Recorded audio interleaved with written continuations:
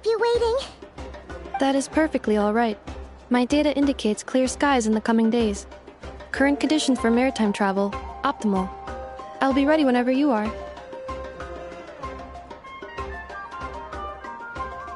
But are we really gonna set off without telling anyone again?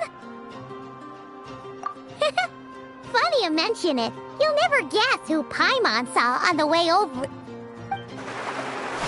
Hey! You didn't seriously think we'd let you leave without a farewell party, did you? No chance. Yeah, come on, Traveler. We've already made all the preparations. And most importantly, how dare you try and slip away without first paying your respects to the almighty Dragon Lord!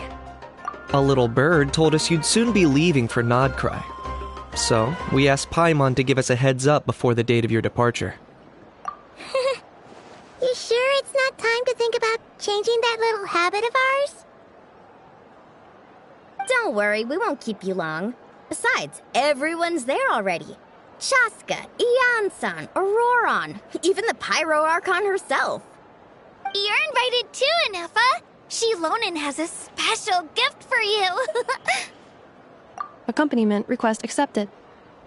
Shilonen demonstrates excellent massage technique. My impression of her is exceedingly positive. Wait, so robots like massages too? Or is it just that Shilonen really knows how you're wired? Alright, enough with the chit-chat. Let's head to the venue. Woohoo! Party time!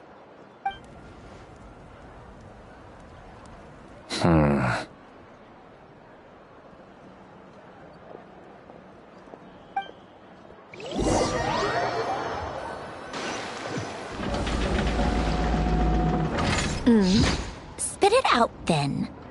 They've set off. Just as my calculations projected. About time I met this variable in person.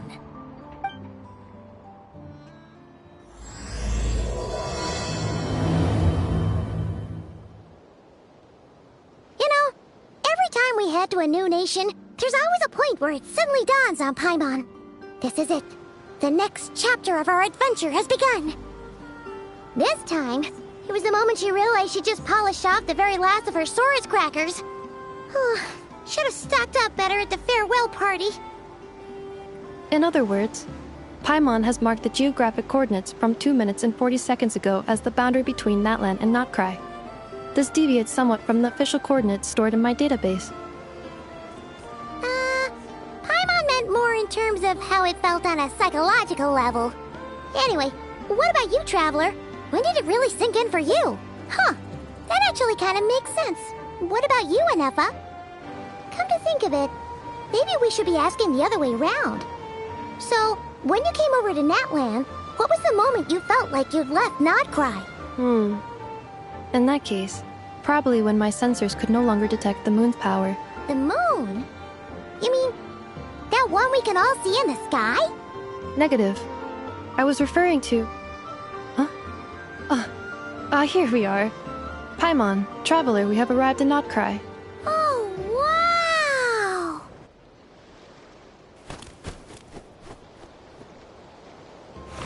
Paimon, Traveler, welcome to Notcry.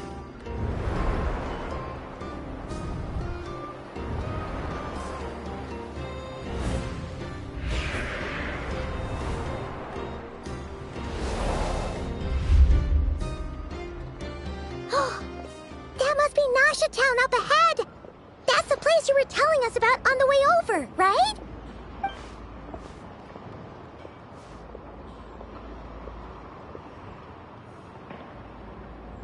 That is correct, Paimon. It is also the most bustling commercial hub in all of Notcry.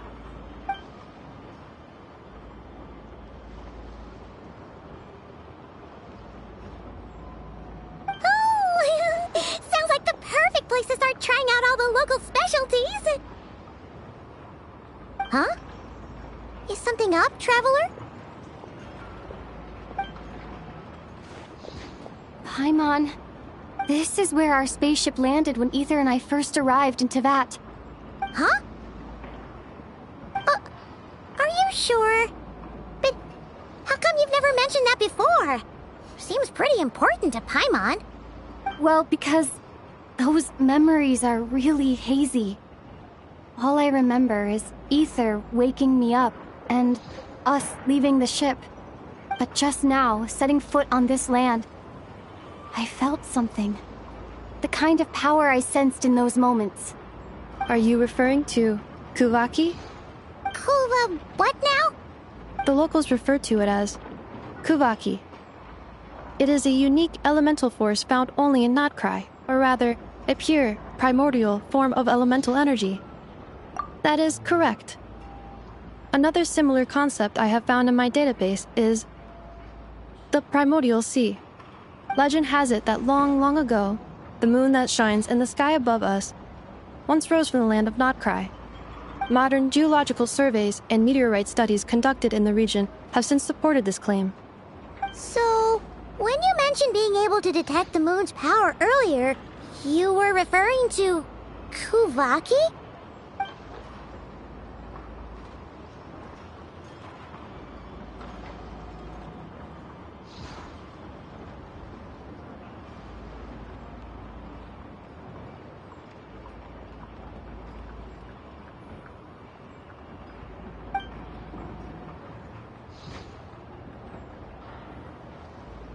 Wait, Traveler, you're saying we might actually find your spaceship here? Do you still remember where it landed? Notcry is surrounded by the ocean. In other words, it could have been anywhere along its coastline. Negative. Description still lacks sufficient detail to pinpoint target location. Hey, it's okay if you can't remember everything right away. After all, it's been a really long time. Let's just do what we've always done and keep searching as we explore. Besides, what have you got to fear with your sidekick Paimon still here? I'd be more than happy to help you out as well. Our pleasure. Anyway, just knowing that your spaceship's here in Notcry surely counts as a big step forward, huh? Like we've crossed another boundary? Paimon couldn't have put it better herself. You sure are a quick learner, Inefa.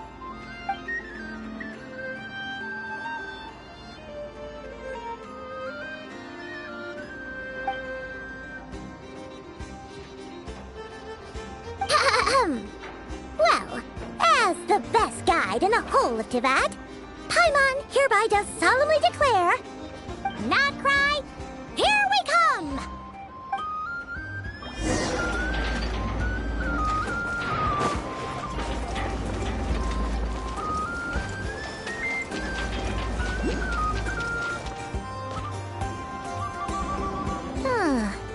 It just occurred to Paimon, if we were looking to put out a missing spaceship commission, or to learn more about Notcry, wouldn't it make sense to drop by the Adventurers Guild? The guild is located in Nasha Town. Simply follow this road and you'll reach it.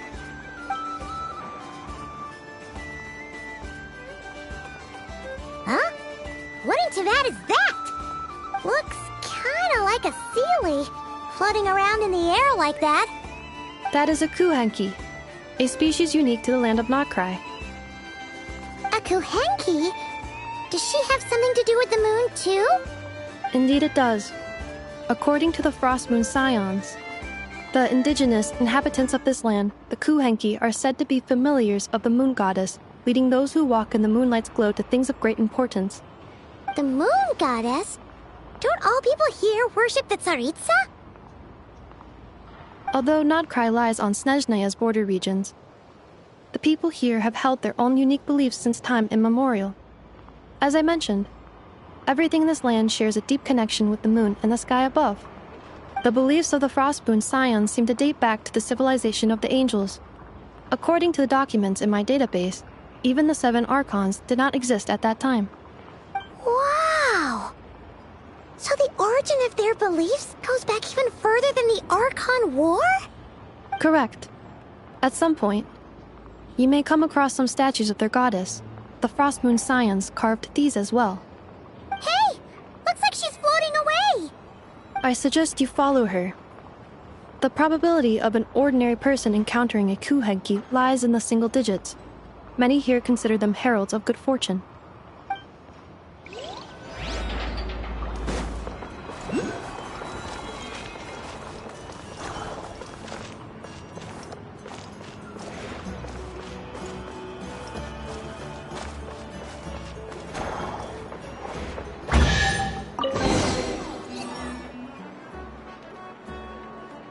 Is this a travel guide? Huh. It actually led us to something useful.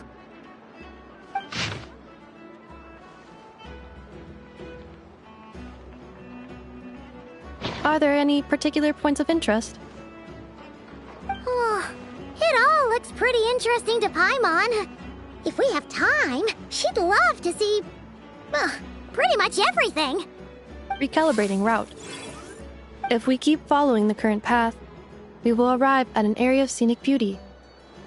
From there, we will be able to identify both the Adventurers Guild and several must-visit specialty stores. Yikes! Why is Paimon suddenly getting the feeling that if she doesn't step it up soon, enough is gonna put her out of a job?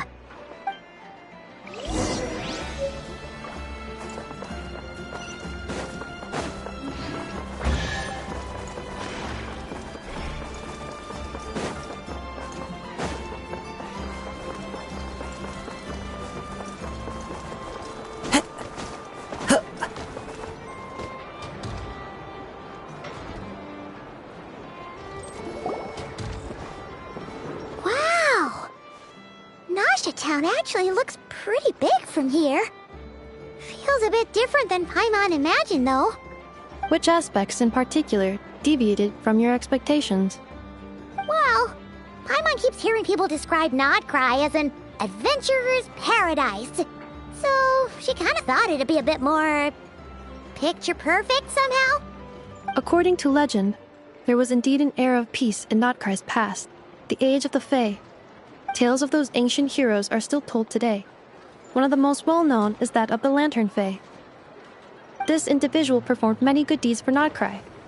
The present-day Lightkeeper's nightly lantern patrols are, in part, a tribute to their memory. But then, one day... What happened? There came a devastating abyssal calamity that swept across Nodcry, and for a time it was left desolate. Heartbroken by what had become of the land they had so cherished, that Fae extinguished their light, just as the abyss had extinguished all hope. Nowadays, the paradise people speak of is more of an aspiration, or an irony, perhaps. An irony?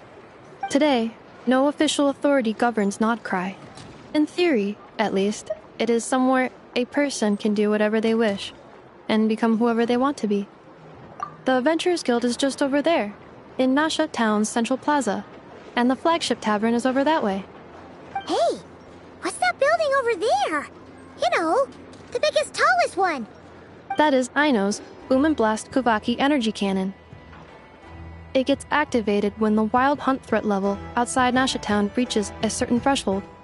But according to the scan I just ran, the energy cannon appears to be malfunctioning, likely due to a recent discharge. The Wild Hunt? Isn't that the abyssal calamity you mentioned that's specific to Nodcry? It is a phenomenon that has been occurring for several centuries now. Yet the time and location of wild hunt attacks are seemingly random. At first, it was more of an old wives' tale that adults used to scare children. If you don't start behaving, kid, some night, the wild hunt's gonna come for you. Listen. Do you hear that?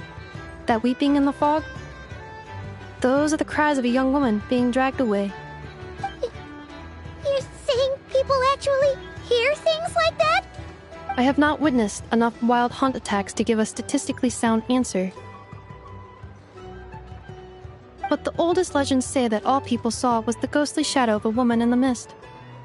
It wasn't until later that it became a full-blown calamity. Abyssal monsters and all. Oh, when you put it like that, Paimon's really gotta hand it to Aino. Not only did she repair you, but she's even built a giant cannon to keep the wild hunt at bay. Absolutely. Aino is very impressive indeed. Anyway, according to my schedule, it is time I took you over to the flagship. Oh, sure. After all, we shouldn't keep Barca waiting. Well, Paimon's not sure if he'll actually show up at the bar this early. You're right about that.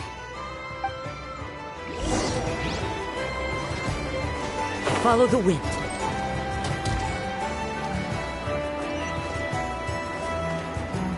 Cheer! Huh. Isn't this the Adventurers Guild? Why isn't anyone here? Does that mean that Catherine and Nodcry actually gets to clock out? Anyway, let's come back later.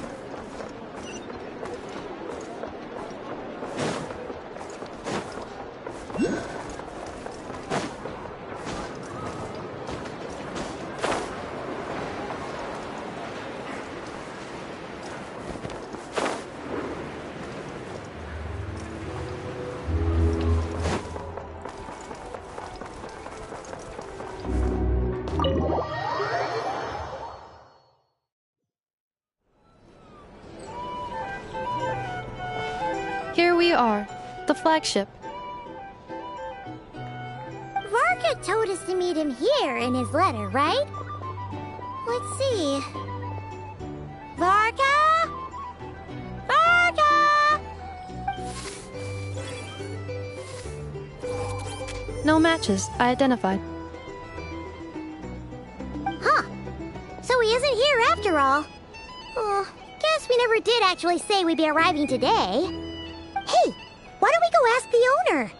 If what they say is true, Varka's drinking prowess must have left quite the impression.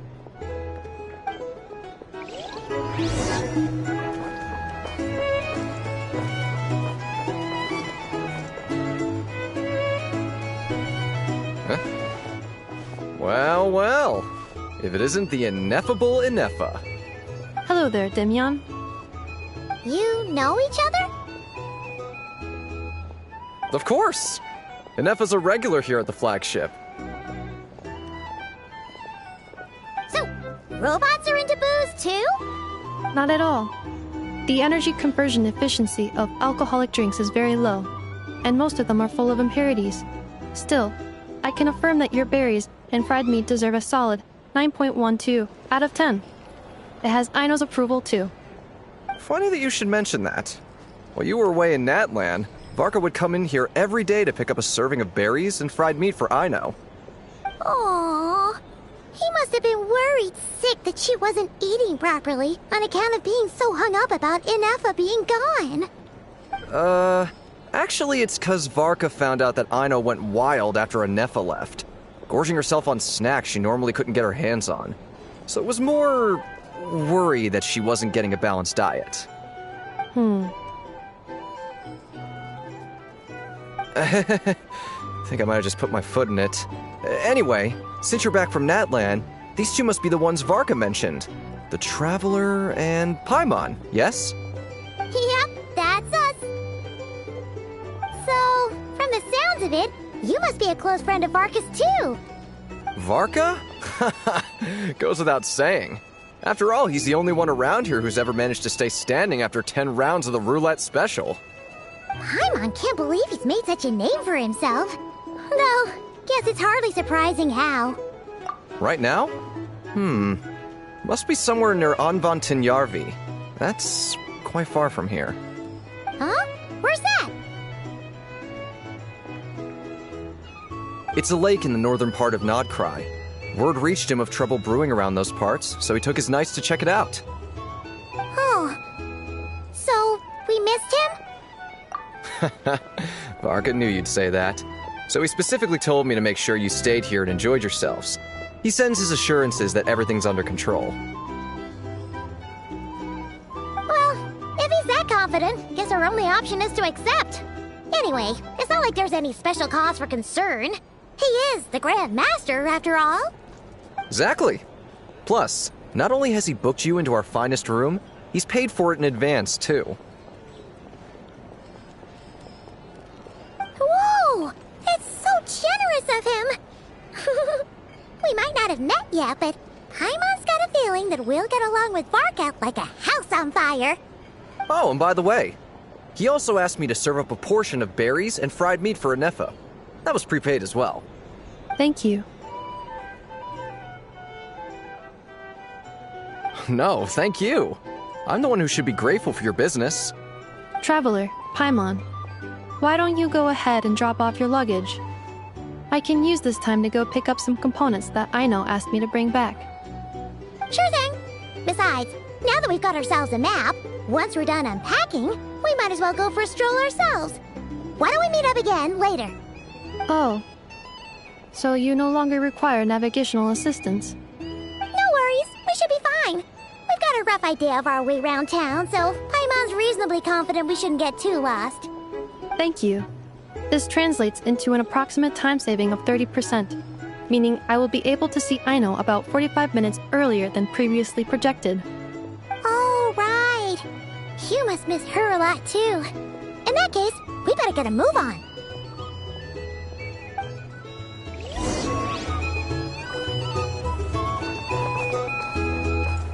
Time to go. Time to go.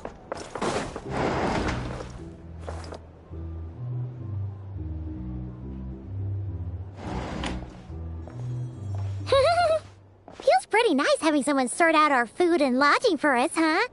But is this really the flagship's best room?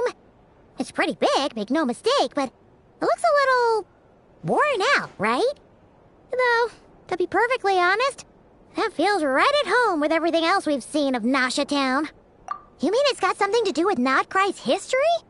Oh, that makes sense. But what exactly was this calamity?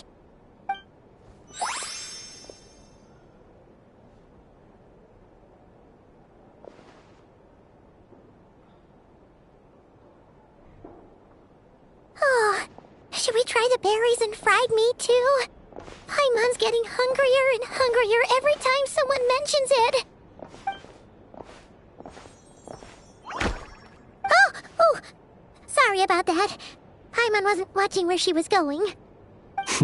Please, there's no need to apologize. If anything, I'm the one who should be sorry. Clearly, I shouldn't have gotten lost in my thoughts in the middle of a hallway. Wait a sec. Are you staying in the room next to ours? Ah, quite the perceptive one, I see. First things first, allow me to introduce myself. My name is Kirill Chudamirovich Flintz, but please, just call me Flintz. Whoa, that's an impressively long name for sure. Ah, is that so? Names like mine ought to have been fairly common in Snezhnaya, at least in the past. Would I be correct then to assume that the two of you are travelers in this land? Yep, you sure would be. Paimon is Paimon, and this is the Traveler. We've been to a bunch of nations already, but we only just arrived in Nodcry today. What a rare honor it is to meet such worldly travelers. Are you here for travel too? If only I had the time to spare. No, I'm just staying the night. Oh, so you're here for business? That's certainly one way to put it. I'm a ratnik of Nodcry, normally stationed near the burial grounds to the north. My sole cause for being here today was to repair this lantern of mine.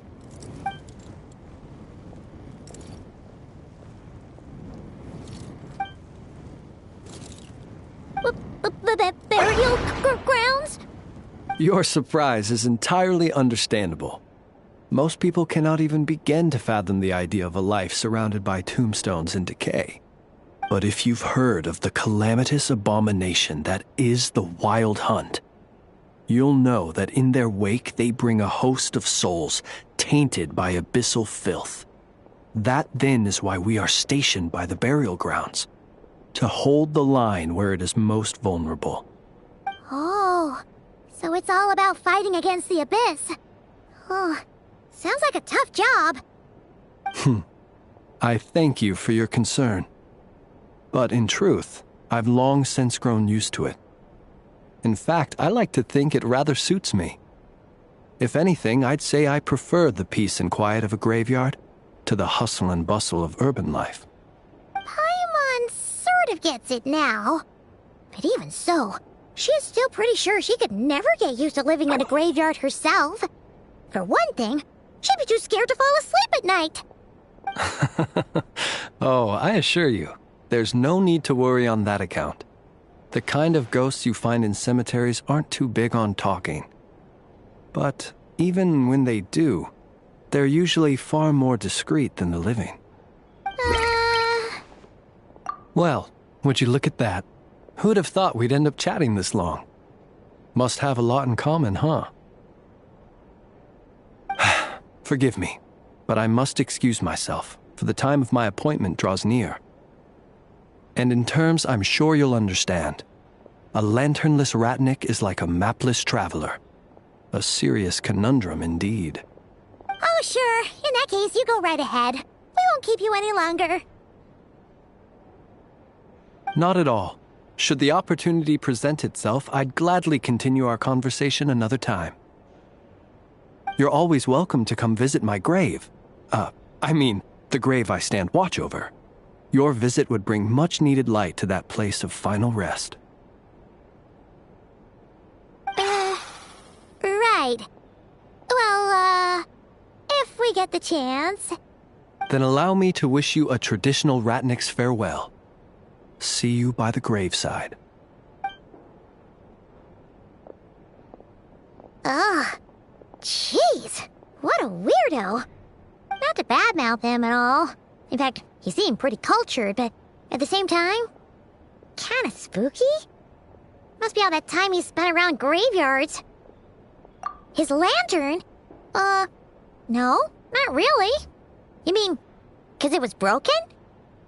Huh. Guess you've always had a nose for stuff like this. If you're worried, you can always ask him the next time we cross paths. Hey, don't you start spouting all that weird stuff too.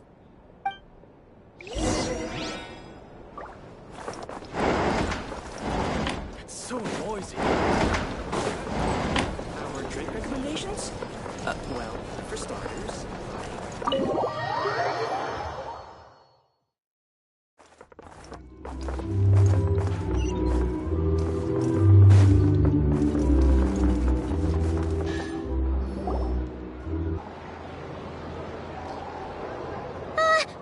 Paimon almost forgot something super important. Were we gonna go try out the berries and fried meat? But now, heading all the way back to the flagship feels like such a waste. Please, accept today's boon. Come night or day, may the blessings of the moon goddess shine down upon you. Huh? What's going on over there? Wait, free food? Wow, the people here are so nice! Quick, let's grab some too. Paimon's super curious what their food tastes like. Moonlight illuminates the path before you, travelers from afar. Huh? How'd you know we were travelers? Just now were a song the birds in the sky, singing of your wanderings. You are no ordinary guests, it seems. The birds and the... what now? Forgive me. I should not have laid the words of others out as a welcome mat for our very first meeting. You, too, must be wondering who I am. I am Lauma, moon chanter of the Frost Moon's scions. Please, as do our followers and other passers-by, accept today's boon. Happy to oblige. Paimon's name is Paimon, and this here is the Traveler. Thanks so much for sharing your yummy food with us. We'll take one each. Think nothing of it. These fruits were the finest we found, delicacies gathered in the wake of the morning dew. It is my hope that partaking of them may lift your spirits to heights anew. The finest you found? Wow! That sure is kind of you, but wouldn't you want to keep those for yourselves? The first fruit of the harvest must be placed upon the moonlight altar, not as an offering to the gods, but as a spark for lost hunters. for it is the blade of the starving that darkness most easily corrupts. As perhaps you have already heard, we Frost Moon Scions revere and worship the Moon Goddess. We believe that together, virtue and compassion are the shining light that will lead us all out of the long, dark night. And now, with tides of haughty Fatui swarming into Nodcry, driven by greed and greed alone, more than ever before, we must all unite under the banner of virtue. Huh! Look who it is again. Those unsufferably kind-hearted Frost Moon Scions. Got enough for us too? That's right! 2 servings each! We're starving over here! The Fatui! After what you've been doing to our sacred statues, how dare you even show your faces! Wilhelmina, bestow today's boon upon our guests. You hear that? No slacking now. We'll have the very best you got. But, my lady, they... Please, you two, accept this meal. But remember this. Kindness is the first lantern left to guide those who stumble in ignorance. Come again? Let me finish. But should they still refuse to follow the moonlit path, then by our frosted blades shall we show them its shadow. You! Hey, look who it is. Whatever. Just you wait. We'll be coming for you next. Huh? Where's the meat? Who wants to eat this garbage? Those stooges really are the worst. Ever since they came to Nodcry with all their weird equipment and built that so-called experimental design bureau, our lives have been turned completely upside down. Judging from how they reacted just now, it seems the Fatui already know who you are. Well, we have gotten in their way in pretty much every nation we visited, so we're probably at the top of their blacklist by now. I see. Then, on behalf of the Frost Moon Scions, I thank you for the goodwill you have shown us. Because if they had gotten ahead of themselves just now, I'm sure you would have stepped in to help. Just as the birds and beasts put it, your arrival heralds joy to us all. Besides, for a weary traveler far from home, what better respite than to bathe in the moonlight? You will always be welcome at the Frost Moon Enclave, the place we call our home. May we meet again in the moon's gentle glow. These are delicious! So refreshingly fresh! Those two Fatui wouldn't know a good thing if it came up and bit them on the shoulder. Looks like Inefa isn't done with her shopping yet, and the Adventurers Guild is still empty. Where should we head next? Good idea! Wouldn't want to let the Kuhenki down, after all. Let's see... Okay, Paimon's got our route all figured out. So, all that's left to say is... don't fall behind! This is Nuts and Nuts. It's mostly a fruit shop, but there's a crafting bench, too. This is the Speranza, one of the travel guide's recommended restaurants. All the waiters here are kids. This is the Vesnici Prolicha greenhouse. Apparently, their flowers are all made of metal, so they'll never wilt away. And this is the Rossum Workshop. If you ever need a weapon made, this is the place to go. And over here, they've got a super tall observation deck. Whoa! Take a look at that! You can see really far out into the distance. That way's north, and that looks like something built by the Fatui? And then over there to the west, that must be the place Lauma mentioned, where the Frost Moon Scions live. So, what'd you think? Even if Inefa kinda stole her limelight earlier, this just goes to prove that Paimon's own tour guiding skills aren't too shabby either, right? She sure is. It'd take hundreds of years of practice to beat the best tour guide in all of Tibet. Huh? Look! There must be someone at the Adventurers Guild now. There's already a line forming outside. Looks like we'll finally be able to ask about your spaceship. Oh, or was there anywhere else you wanted to stop by first? Where? Which one are you... Oh, now you mention it, Paimon's noticed it too. Ugh, better not be who she thinks it is. Anyway, where we go first is completely up to you. Either the Adventurers Guild, or that suspicious-looking shop. A word of warning, though. If we step into that shop, be sure to keep a very close eye on your Mora.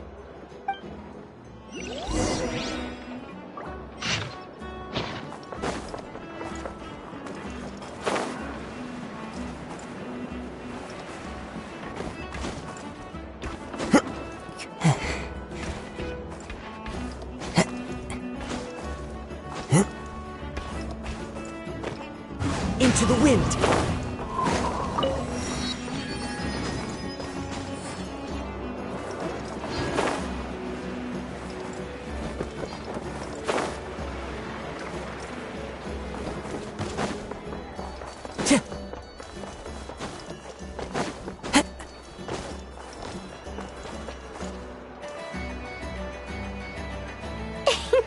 Please, here you go. And if you ever need anything else, don't forget to make the great Lord Sangama Bay your first port of call. Oh dear. So it is the real deal. Of course it's the real deal.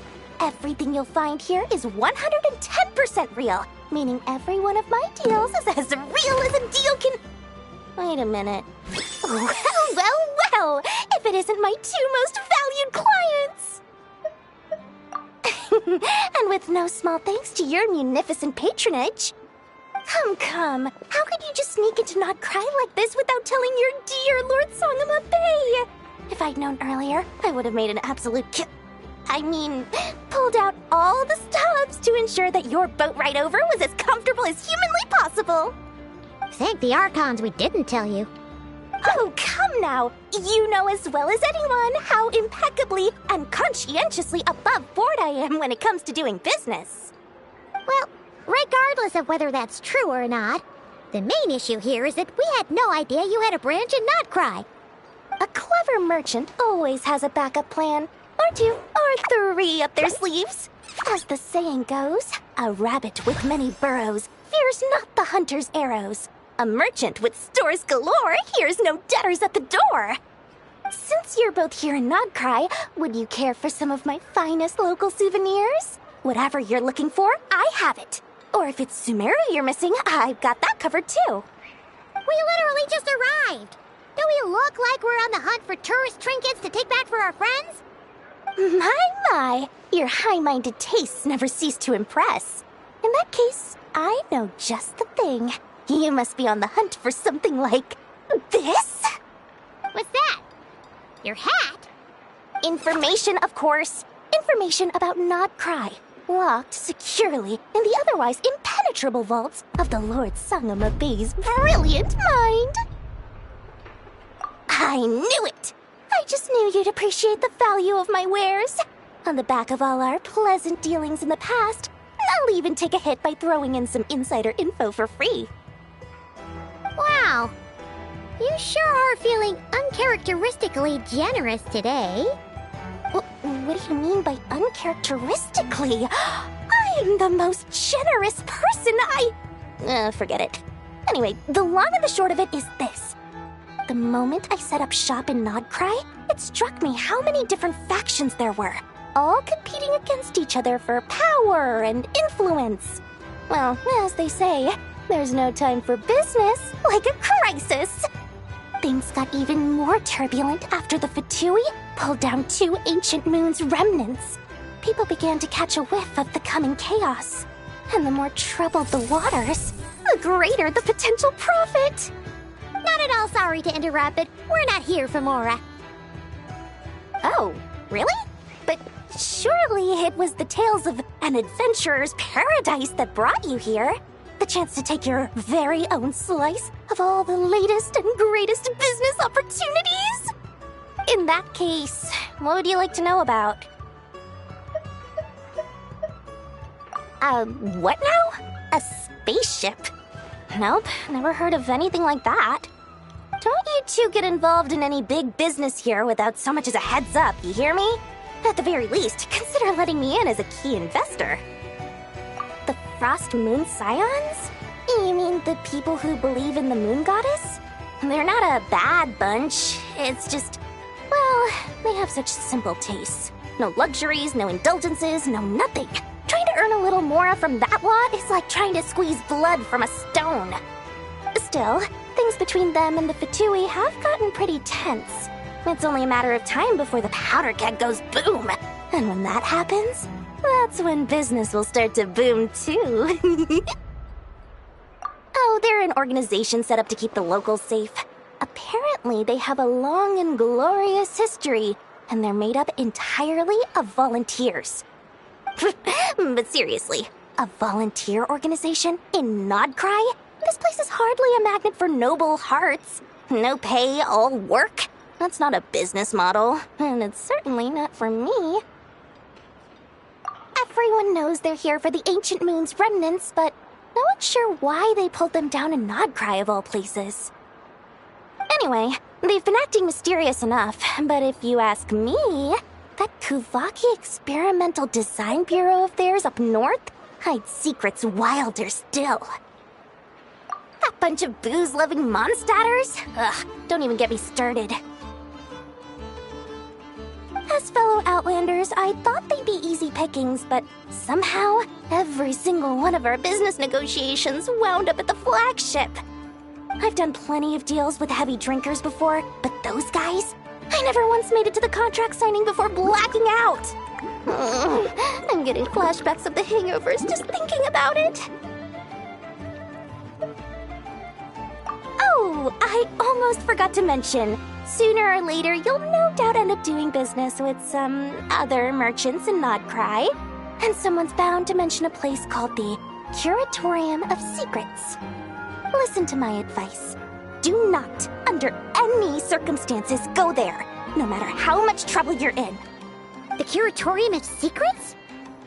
What do they get up to there? Just a place that handles all kinds of disputes. But the owner will charge you an absolute fortune, and she has a temper to match. Nothing like your friendly neighborhood, Lord Sangama Bay. You're not just saying that to stop your competition from undercutting you, right? When did that little pipsqueak get so sharp? And after I gave them all that info for free just to win them over. What do you mean? Of course not. I'm only thinking about your wallets. I mean, on behalf of your wallets. You're really not convincing anyone, you know. All right. Business is a cutthroat business. I won't argue with that. But I'm not lying about that boss lady. Not only did she make it into my top 3 people not to mess with in Nodcry, she's also in my top 3 people most eager to trade in favors. Seriously? It feels like you're just bad-mouthing your rival now. Fine. If you don't believe me, go see for yourselves. We might both be from Sumeru, but compared to hers, my conscience is so large, why, you could fill 3 whole palaces of Alcazar's array. But when you realize what I'm saying is true, don't say that good old Lord Sangama Bay didn't warn you.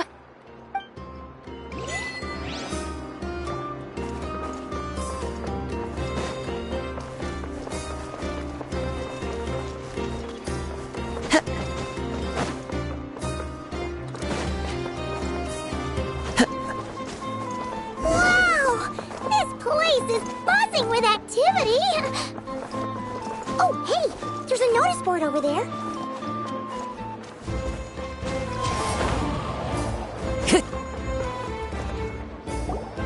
Lucky us! The line seems to be gone now.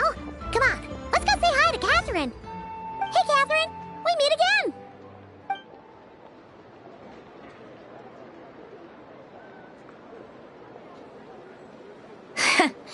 How ridiculous. Huh? often say that mortals, shackled by their own flesh and blood, may fail to perceive the truth of this world, even when it is right beneath their very noses. Yet I had not expected to have the pleasure to witness such heights of absurdity firsthand. But Paimon must have gotten the wrong person? At second glance, you do seem a bit younger than Catherine, and you certainly sound a lot less friendly. A creator might forgive ignorance, but being mistaken for one of my own creations is beyond all pardon. Look very closely, for standing before you is none other than Marionette, 7th of the Fatui Harbingers. A Harbinger? I told you already, I'm not Catherine. Just how obsessed are you with my machines?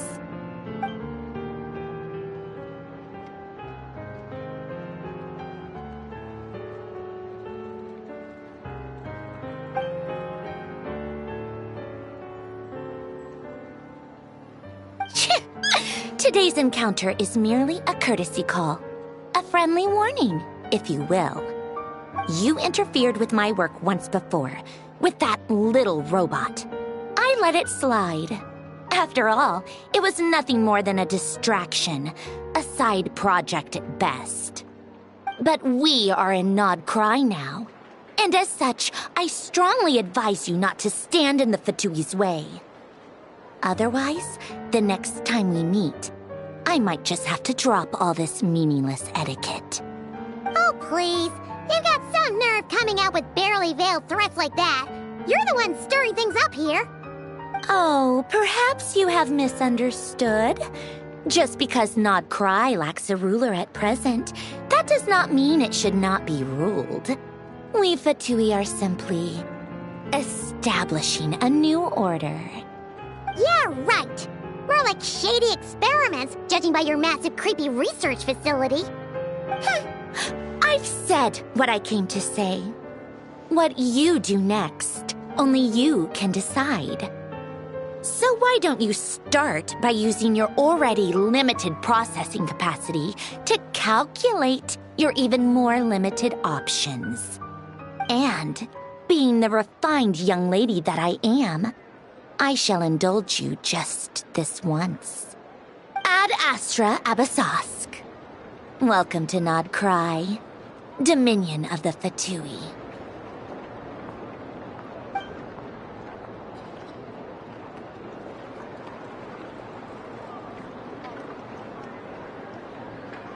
Ugh! Paimon's so mad right now! How can anyone so obviously evil be so annoyingly self-righteous? But if a Fatui Harbinger is here to greet us in person, that can only mean one thing. We'll have to be extra careful from here on out. Paimon hates feeling like she's being watched. Hey! The real Catherine's back! Ad Astra Abyssosque. Welcome to the Adventurers Guild. How may I help? I will do everything I can to assist you. You're so much nicer to talk to, Catherine. Please don't leave us again, okay? Hmm?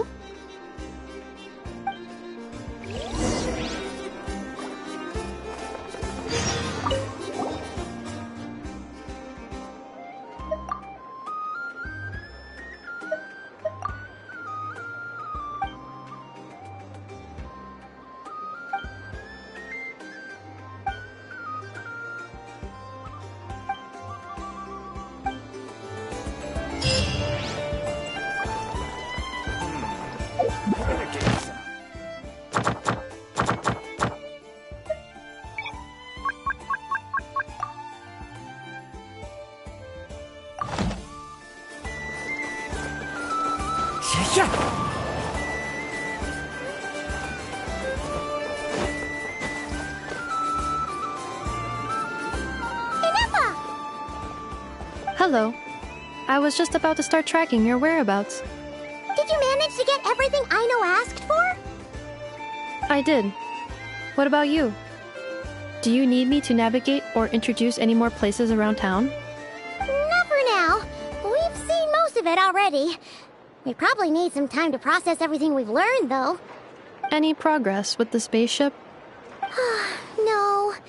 Catherine came back just now, so we asked her, but even she hasn't heard a thing. One possible explanation is the vast stretch of time that has elapsed. Additionally, given the limited resources available in Nodcry, it is entirely plausible that the wreck was scrapped for parts, or even mistaken for a pile of broken machinery. Aww. Understood. In that case, why don't we go ask Aino together? After all, she was the one who salvaged me, ancient dragon technology and all.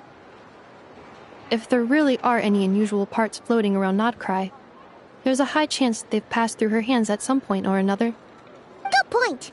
And since you keep mentioning her, we're curious to meet this whiz-kid mechanic too. Understood. Then I'll handle navigation as before. ETA at the Clink Clink Krumkake craft shop. 34 minutes ahead of schedule.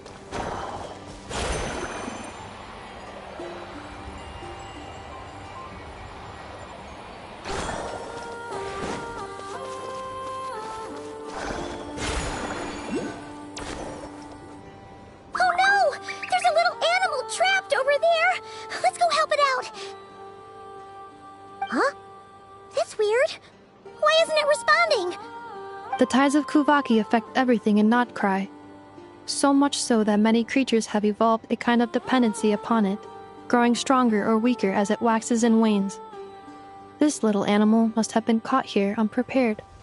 So you're saying we need to use Kuvaki? I'm gonna leave it to you guys then. Don't be scared! We'll get you out of there soon!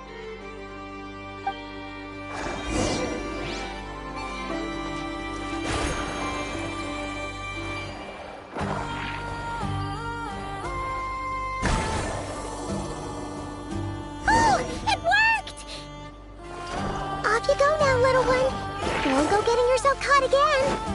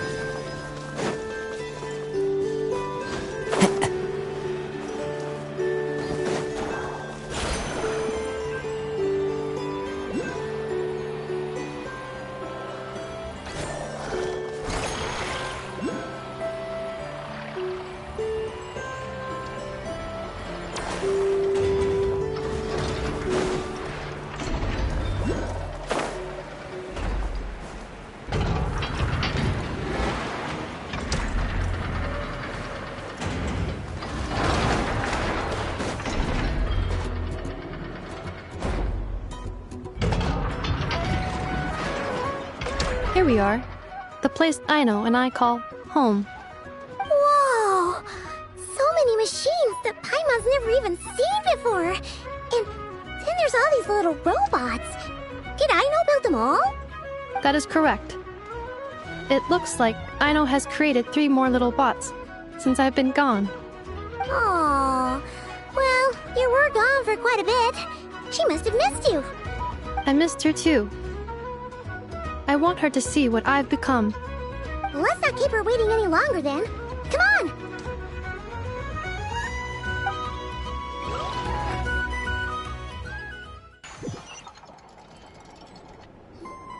Aino, I'm back.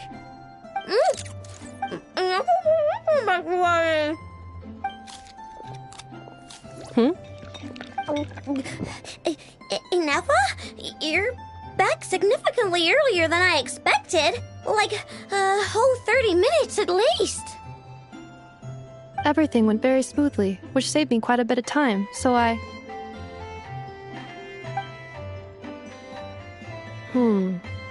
Aino.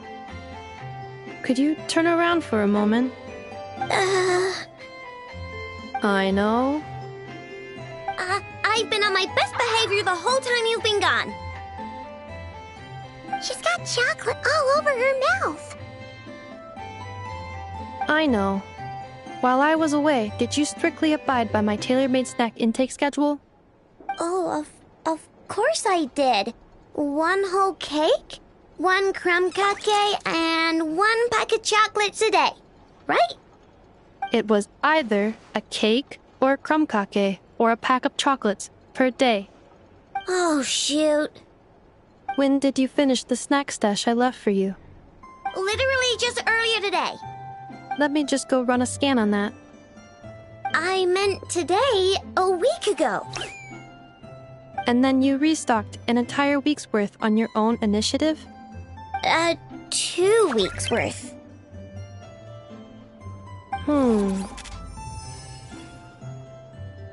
Why does Paimon feel like the roles in this household are pretty much the opposite of what she imagined? Calculation complete. Aino's recommended snack calorie intake for the next 4 weeks. 0. No fair! You're a meanie, Ineffa. This is what happens when you break an agreement. Oh, come on! Don't do this to me! I only ate a teeny bit extra every day. Just a teensy, eensy, weensy bit extra. That is objectively not a teensy bit extra. Seriously? If you'd only arrived half an hour later, I would have had everything cleaned up and you wouldn't have noticed a thing. But now that I think about it, you even said you'd come back a bit earlier than you did, so I wouldn't have to worry. But then, you were away so long, and I was so worried about you. And that's the only reason I even... Oh. I know. I am very sorry to have kept you waiting. I'm back now.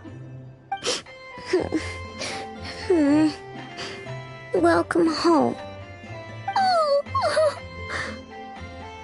So, will I be able to keep eating snacks as usual now? Negative. Okay. Well, given that I am later than I initially projected, I'll let it slide. But just this once.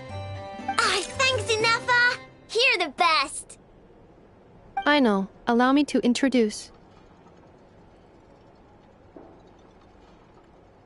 It's the honorary knight and Paimon! I know. Uncle Varka talks about you guys all the time.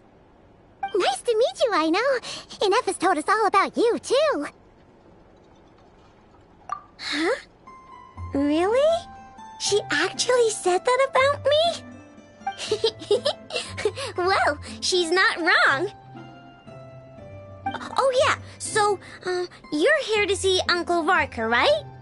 A couple of days ago, he suddenly said he had to head out on business, and that he might not be back for a while. He asked me to let you know if I saw you. Yeah, we heard about that at the flagship. Did he say what he was doing? Nope.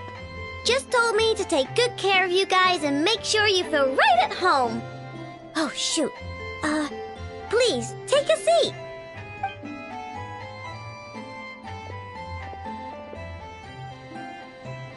Do either of you need my help with anything? Anything at all?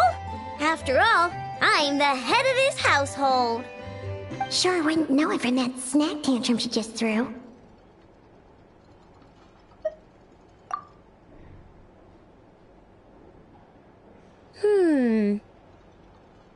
A spaceship, huh? From outside to that? Exactly.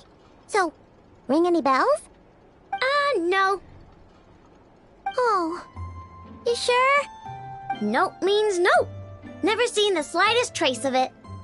More specifically, by nope, I mean, I've never seen a single piece of tech in all of Notcry that might have come from out of this world. Not in any new machines or in any old ones either. Huh. What I know means is that your spaceship almost certainly has not been disassembled nor repurposed as parts for other machines. Oh, so that's what she was getting at. Yep. I've taken apart pretty much all the fun stuff in this city at one point or another, but I don't recall ever seeing any components that were anywhere near that special. So, either your spaceship crashed somewhere it's never been found, or someone did find it and then hid it really, really well. But who would even do something like that? Beats me. Maybe someone who thought they could stash it away for a rainy day. Just like how I sometimes hide snacks in the...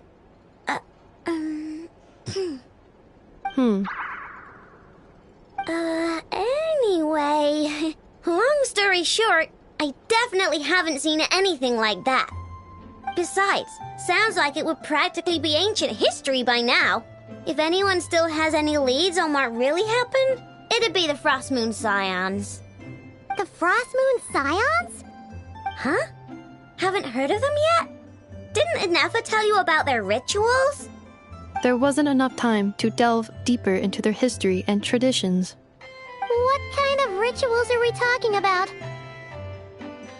I've never actually seen them myself, just heard bits and pieces here and there.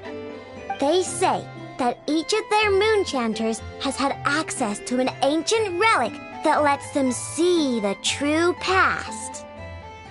Not sure exactly how it's meant to work.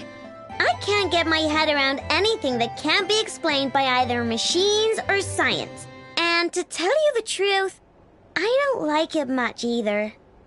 Looks like we'll have to try our luck with the Frost Moon Scions. Aw, leaving so soon? Sure you don't want to hang out a little longer? It's getting late, I know, and these two still need to head over to Hisi Island. It would not be convenient for them to linger much longer. Aww. All right then. Don't worry, we'll be sure to drop in on you as often as we can. Really? You promise? Sounds like my type of visitors. You're welcome anytime. I'll be staying to look after Aino today, so I won't be going with you. Hey, don't sweat it. We'll find our way just fine. I'm glad to hear that. Also, I must admit, I have very much missed the charging bed that Aino made for me. Oh, are you here to play with me?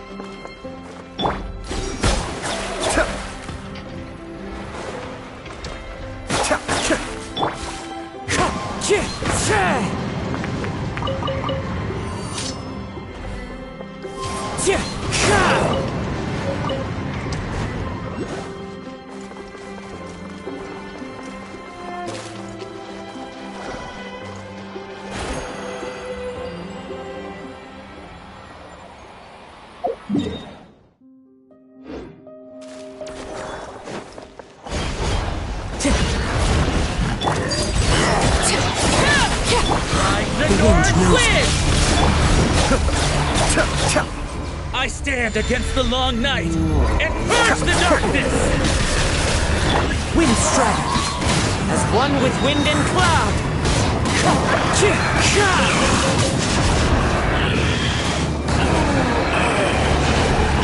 Be still!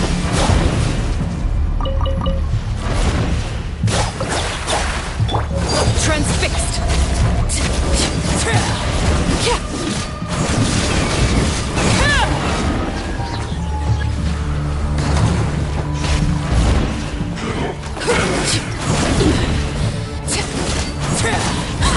Wind strike! I stand against the long night and purge the darkness!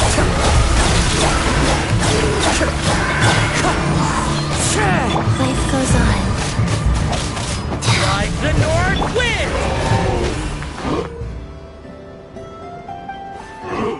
Strike them down! Brings a smile to my face.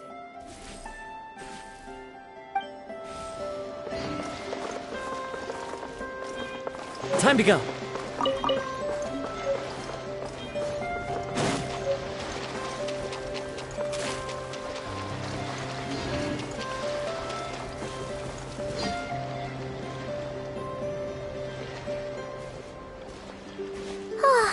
Seeing Anafa and Aino reunited like that sure was heartwarming. We should definitely hang out with them more in the future.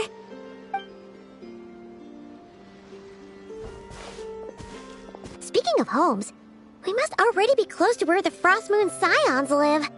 The vibe here feels different, just like the scenery.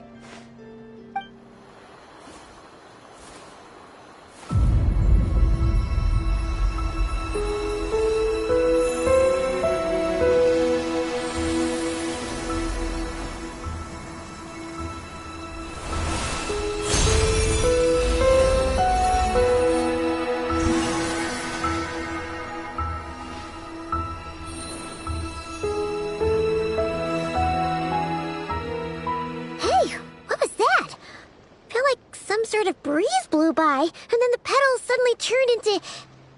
Huh? Is that a Kuhenki? She looks different from the ones we saw before. Hey there! What's your name? Huh.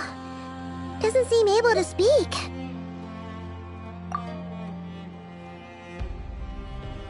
No idea what she wants.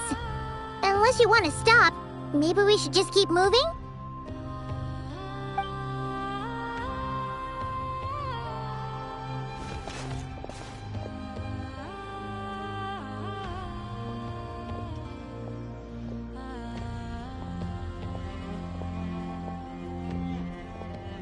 She's following us!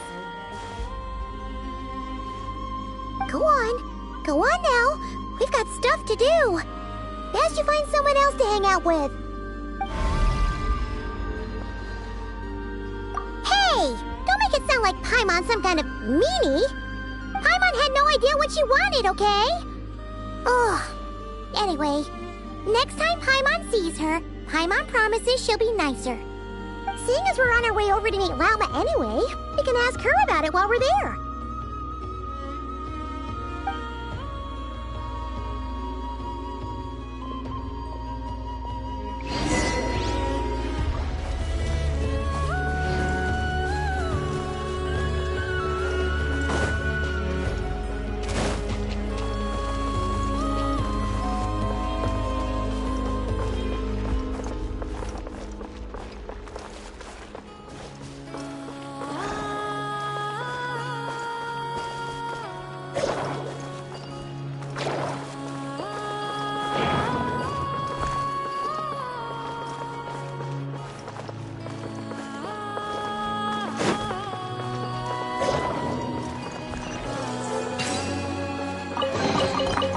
fateful offering.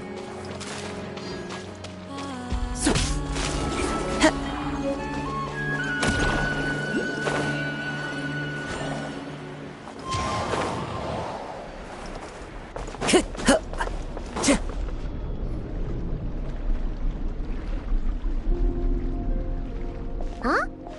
Hey, look! Isn't that Lauma? The moon chanter? Let me take a look at your wound. You must be more careful. Doesn't matter how much of a rush you're in, your safety always comes first.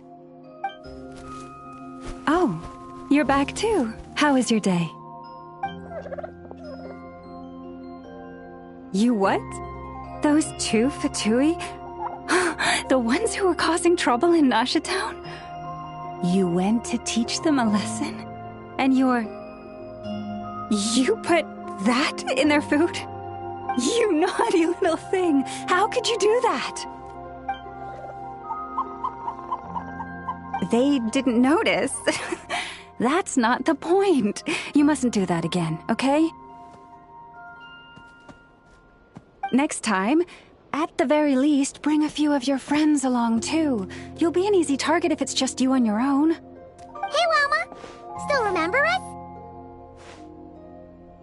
Oh, it's the Traveler and Paimon, isn't it? Welcome to Hisi Island. Not at all. Those who come with kindness in their hearts are always welcome with the Frost Moon Scions. Were you just talking to those animals? I was indeed. The Frost Moon Scion's bloodline is unique, for throughout our history, there have been many among us who could communicate with all living things. What was that? Oh, is that so? She says she was trapped in a plant earlier, and that you were the ones who rescued her. She wants me to thank you on her behalf. Oh, it was nothing. Barely lifted a finger. If you both are free, why don't you join us at the Frost Moon Enclave for dinner? Consider it a small token of thanks for your kindness. We'd love to! And actually, we had something we wanted to ask you anyway.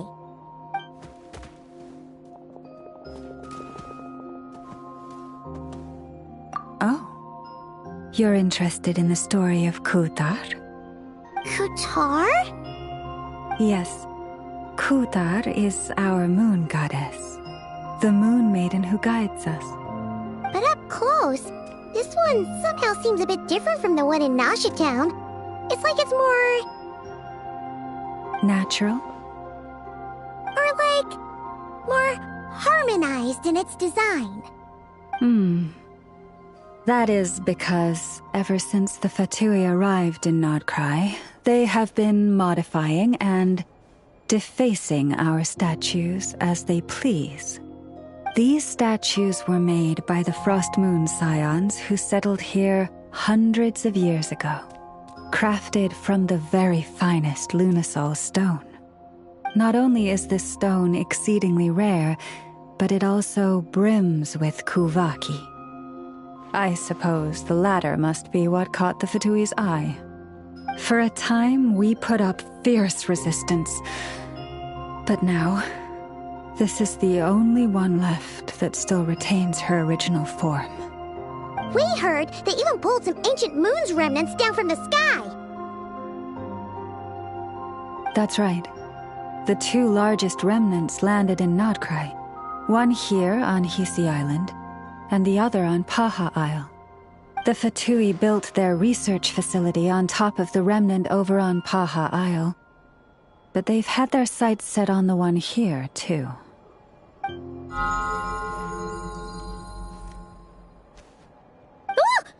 Oh! It's that little Kuhenki again! Surely that can't be. Hey! We've been wondering what was up with it, too. It just appeared out of some petals and hasn't stopped following us since. No, that is no ordinary Kuhenki. These we name Luonnotar, beings born from the moon goddess's blessing.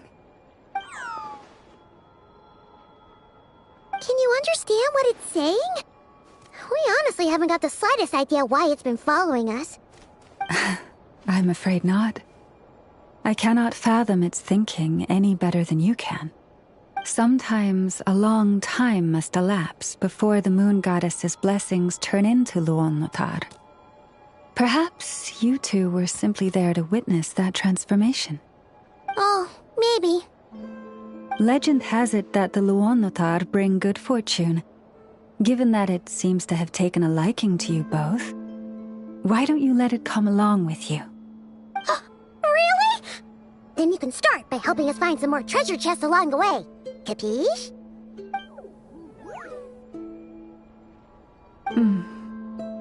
Twilight approaches. If you would hear more of the moon's story, then let us make our way to the Frost Moon Enclave. Beneath the gentle moonlight, I shall share this tale in full.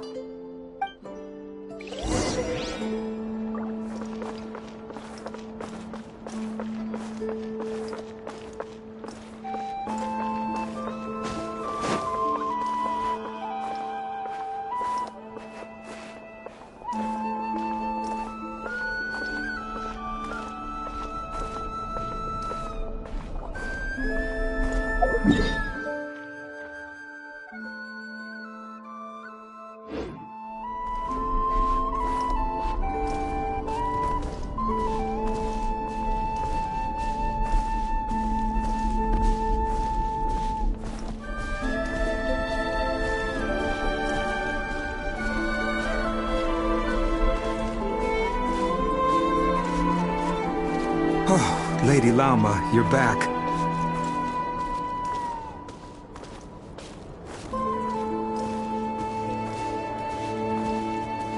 Come day or night, may the blessings of the moon goddess shine down upon you.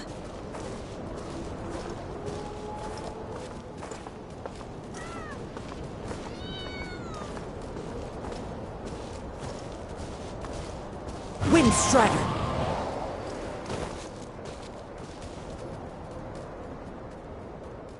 Lauma, you have returned.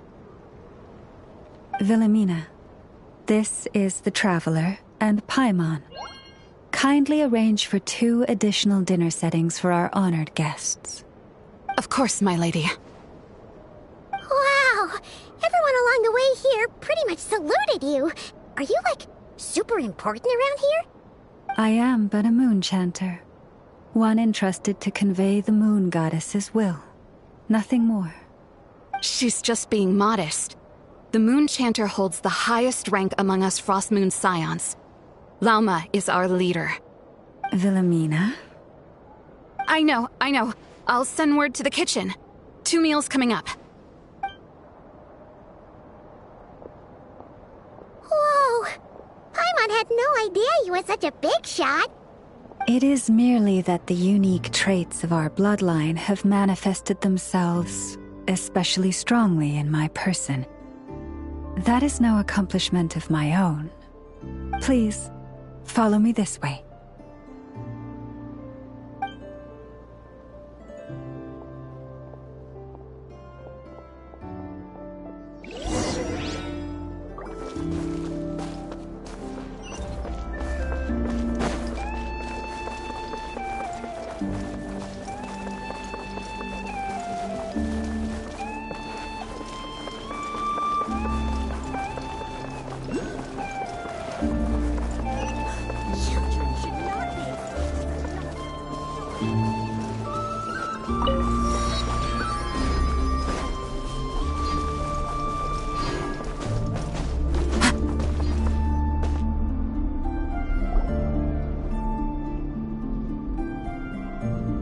Even to this day, I am still trying to piece together the many fragments of our past.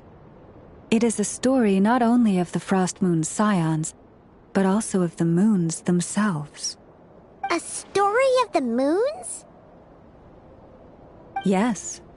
We Frost Moon Scions are the last descendants of the ancient golden realm of Hyperborea. Its former glory may have faded, but what remains is a memory uniquely ours.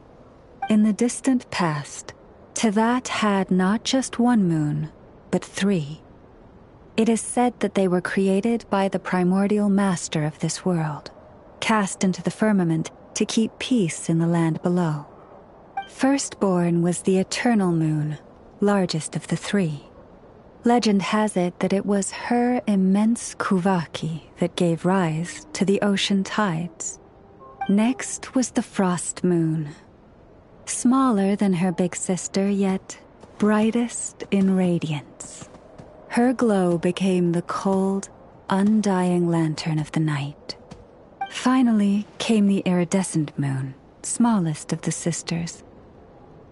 Most of the time, her light was barely visible to the naked eye. Yet when she shone, her fleeting halos were all the more mysterious for it. Wow! Sounds like it all happened so long ago. So, what happened to them afterwards?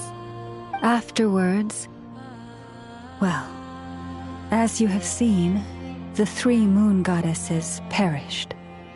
This happened in a war triggered by the Descenders, and of the 3 lunar husks, only the frost moon survived unbroken, while the others were shattered to pieces.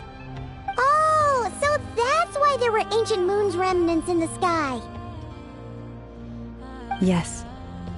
It is also said that when the moons shattered, most of their fragments rained down upon this land like stardust.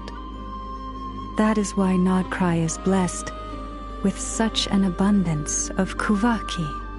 As for the remnant that the Fatui recently pulled down, that belonged to the eternal moon. Wait a sec. But you just said that 2 of the moons were shattered, so where are the remnants of the iridescent moon? The iridescent moon's remnants were never found. What happened to her after the war remains a mystery. Some say she vanished in an instant, while others believe that her remnants are simply too delicate to leave a trace.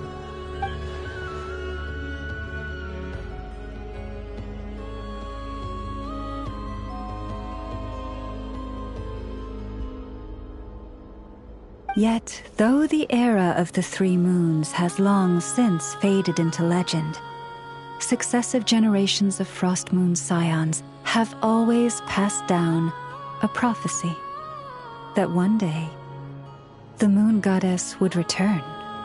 And in the end, that prophecy did indeed come to pass, though not quite. Lady Lauma! Lady Lauma, are you there? Cappy, what is the matter? Lady Lauma, it's my daughter, Karina. Her illness. Take me to her, right away.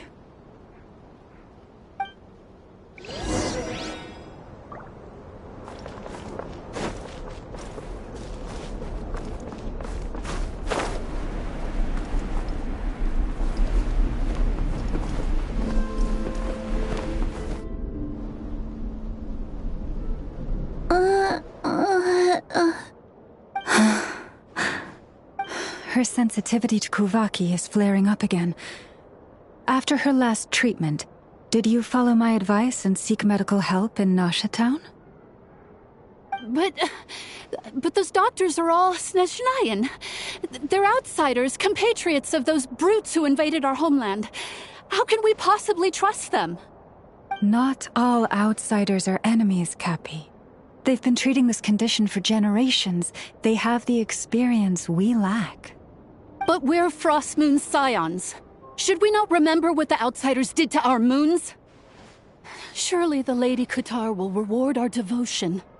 But Cappy, Kutar is long... This isn't the time for a debate. O lost child, snow-swept and buffeted by the howling winds of the frigid night, let not the silver flame within you fade. By the frost moon's grace, I shall warm you, curled up as a fledgling in frozen soil. Praise be to the moon goddess, my Karina.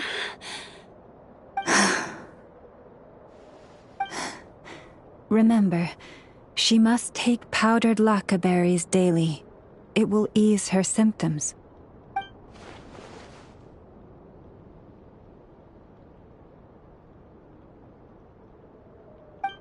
Llama? Philomena, what is it? Dinner is ready. I see. Cappy, let her rest here for the night. I'll have someone bring her a blanket. All right. Thank you so much, Lady Llama.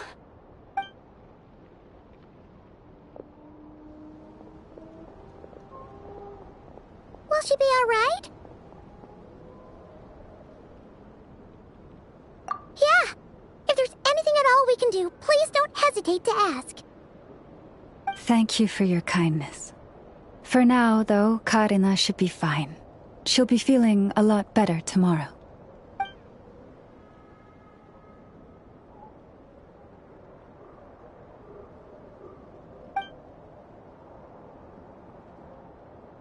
Please do not be worried. Come, let us head to dinner. I believe you still have some questions for me.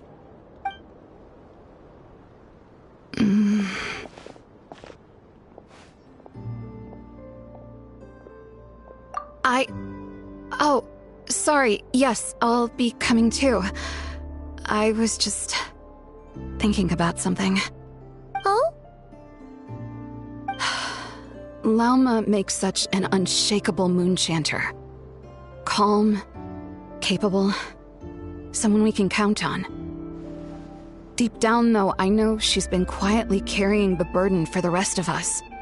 Traveler, Paimon, believe me when I say that as a fellow Frostmoon Scion, I do worry about Llama. It's just that sometimes it's hard to say it to her face. Could I ask you to look out for her? I can tell she really trusts you. I fear that would stress her out even more. Sometimes I really admire her strength, but at the same time, I can't help feeling powerless myself.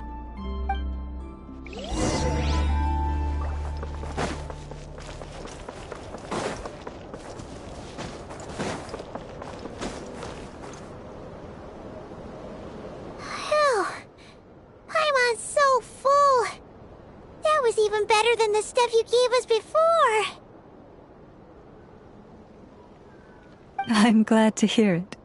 Thank you for accepting such simple hospitality.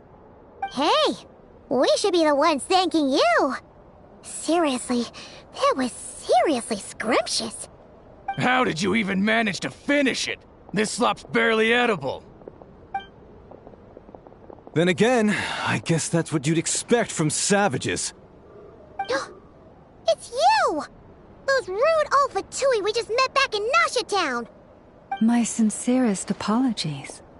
If you found the food we gave you earlier difficult to swallow, may I suggest taking a deep breath and joining us? These delicacies might change your mind. After all, I suspect that your previous meal may have been tainted with something most unpalatable. Huh? What do you mean? Tainted with what exactly? With the bitter snobbery of those who call themselves civilized. Why, you? Looking for a fight? Sure, I'd be more than... Hold it! We're not here to brawl. Yet. We're here on official business. Orders from above. We're here to deliver the Frostmoon Scions a warning. Or rather, a final ultimatum. You have 3 days to hand over the relic and reveal the whereabouts of your so-called Kutar. If you fail to do so, the Fatui will immediately begin the cleansing of Hisi Island. Which, by the way, is the sovereign territory of the Tsaritsa of Snezhnaya. What insolence! Your demands are outrageous! For generations, this land has belonged to the... Dear guests, Allow me to save you both time and trouble with a speedy reply. The Frostmoon Scions will never hand over anything to the Fatui. And to those who set foot on our land with ill intent, I say this. With your blood, we shall draw an inviolable line in the snow. That applies to you, too. Stubborn savages, the lot of you! Better hold down this time. One with nature!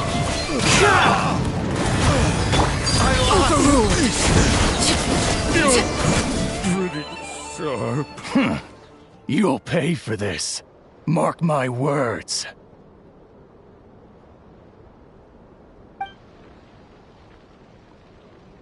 Hey, if you're so tough, get back here and put him up! Huh. Guess all they're good for is running away. I'm so sorry. You've had to put up with far too much unpleasantness today. Come on, it's not your fault. We don't like bullies like them either. But still, they mentioned a relic and Kutar. What exactly could they be after? Oh yeah, so this might not be the best time to bring this up, but we kinda have a favor to ask of you, Lama.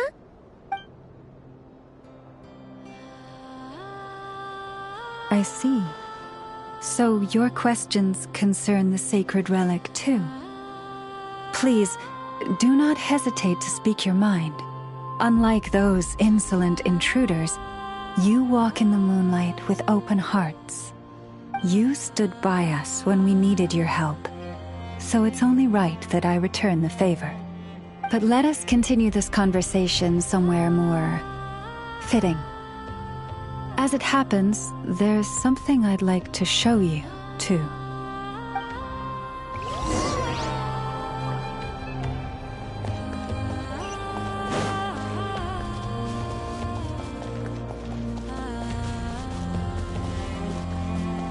Whoa! Now that's one huge statue! This is the statue of our goddess, the Moon Maiden Kutar.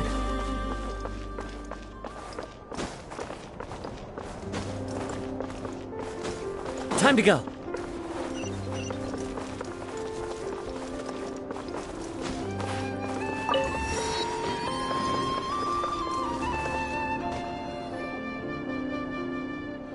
Wow!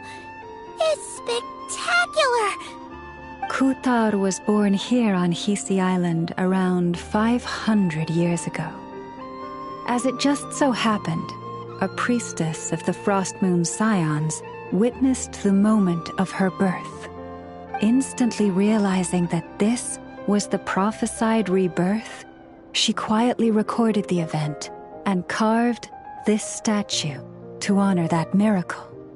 According to legend, Kutar's birth was accompanied by the sudden appearance of many Kuhenki, who wove the moonlight that bathed her into silken vestments fit for a goddess. Hey! It's like it knows we're talking about it. From that day forth, the Kuhenki have been regarded as Kutar's familiars. Some believe that their habit of guiding travelers to hidden treasure stems from an instinct. The same one that not only drives them to protect the moon goddess, but also to make her smile. After all, according to the records, Kutar always looked lonely as she gazed up at the distant moon. Kutar left Hisi Island before I was even born. According to the previous moon chanter, the goddess was angered by our people's greed, and that is why she left us. Where did she go? No one knows what happened after she left. But just a few months ago, after those 2 ancient moons' remnants fell from the sky, she was spotted on Hisi Island once more. And the Fatui have been harassing and threatening us ever since. Judging from what they've said, our moon goddess is actually their missing harbinger, Columbina, the damselette. The damselette? But isn't she number 3 amongst the Fatui harbingers? So she's actually the moon goddess. Why would she join the Fatui then? That too is a question I've struggled with. But even at the best of times, understanding other people's choices is difficult, let alone those of a goddess. Plus, forgive me. There I go again, rambling on about our history. But you came here to ask about the sacred relic, didn't you? Honestly, Paimon's not sure which part she's more curious about now. Since ancient times, the Frost Moon Scions have had in our possession a special fragment of the ancient moon's remnants. A piece in which I sense a power unlike any other. Successive generations of moonchanters have all detected a divine presence within it. We call this unique remnant the Moon Marrow. We heard you can use it to see what happened in the past. What is it in particular that you seek from the past? Well, basically, to cut a long story short, the traveler here is actually from outside of Tibet. Oh.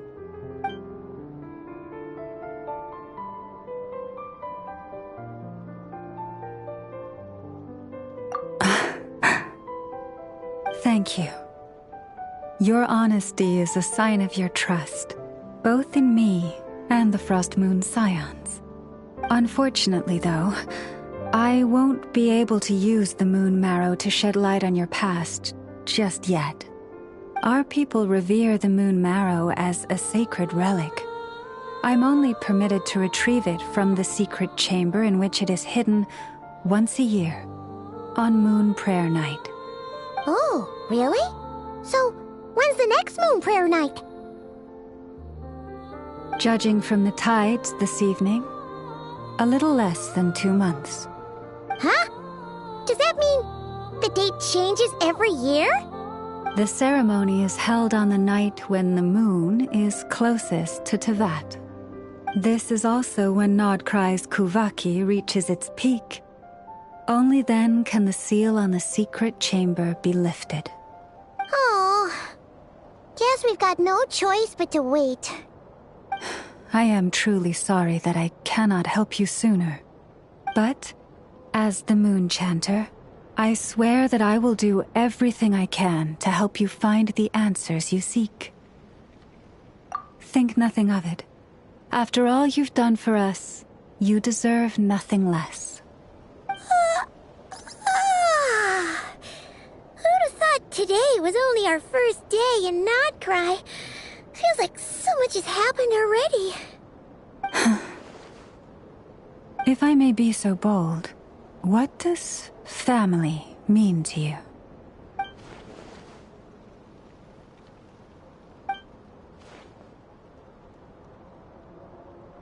If you are aware of something, a secret that could hurt your family, would you be honest with them? Or try to hide it?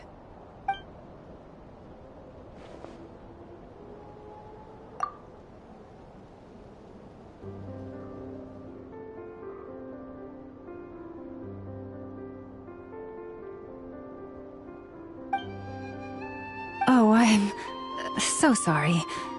That was a strange question. I didn't mean to put you on the spot. I guess I've just never met anyone with a story quite like yours before. I just suddenly had the urge to ask. It's getting late, and you two must be rather tired too. Would you like to stay the night here on Hisi Island? I can have someone prepare some lodgings. Oh, that's all right. We've already got a room back at the flagship as it happens.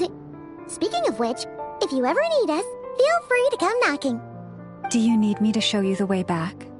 No worries. It's quite a way, and you should get some rest too, Lauma. We'll make sure to be careful.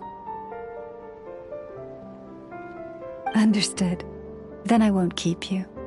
May your first night in Nodcry pass in stillness and peace.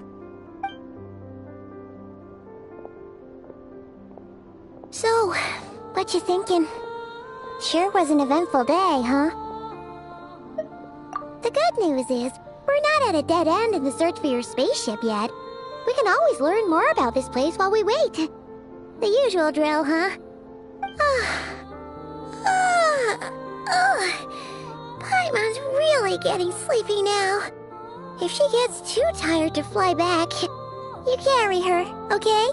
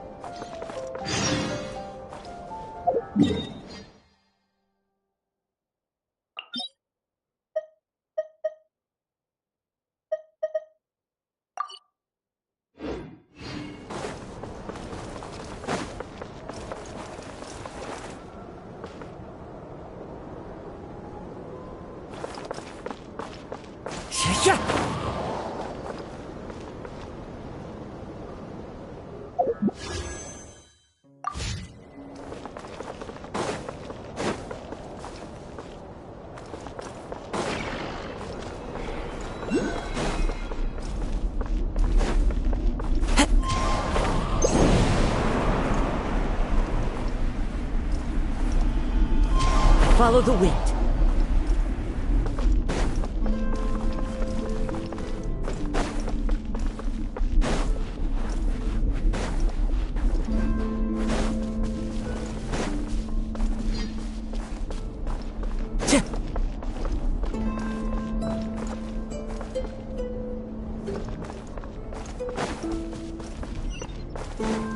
Time to go.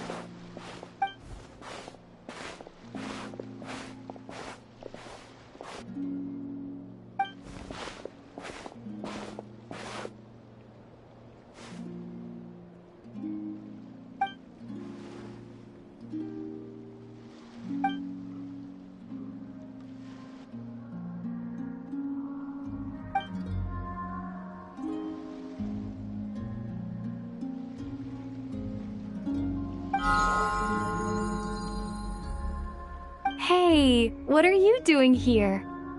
Oh, these flowers. I remember. When you first appeared, there were flowers like this all around you.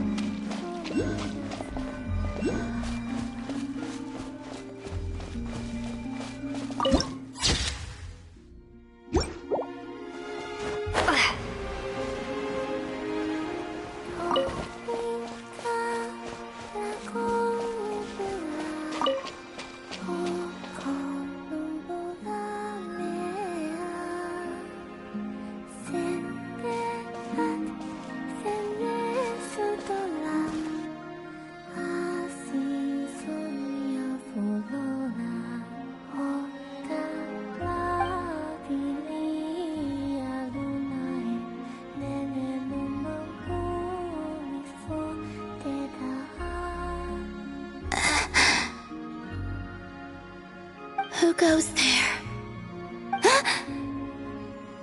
How did you get in here?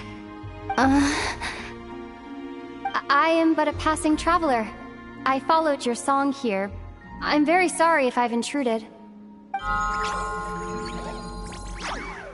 Akuhenki. She brought you here.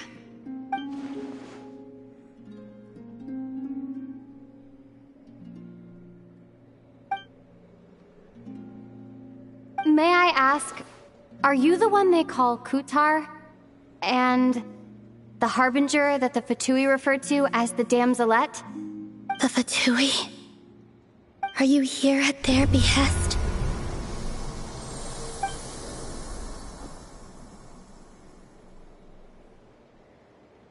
Please don't get me wrong. I have no intention of doing anything for the Fatui. I just wanted to ask you about Nodcry. And the moons. The moons? Do not believe in what you can see. What truly matters is what you cannot.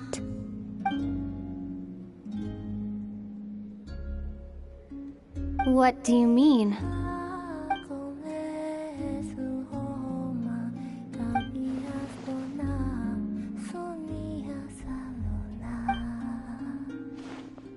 Listen, I'm the Traveler. I'm on a journey through the nations of Teyvat. Hello.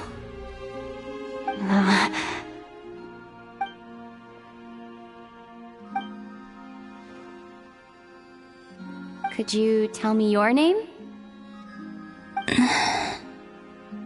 Columbina. Kutar. the damselette, the moon goddess. Pick whichever takes your fancy. I do not know my own name.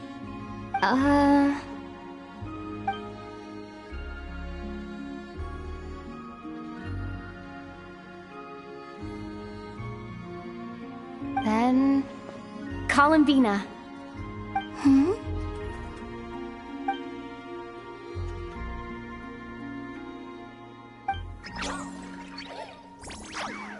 This Kuhenki, this Luanatar, did you bring her into being? Come here, little one.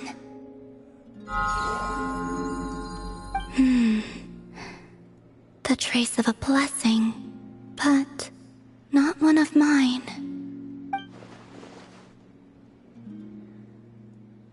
People always assume I can do many things. Assume I have done many things. But I haven't. All I ever wanted was to.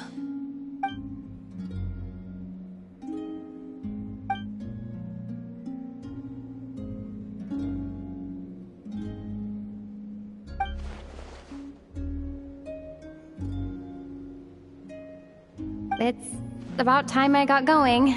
I'm very sorry for disturbing you today.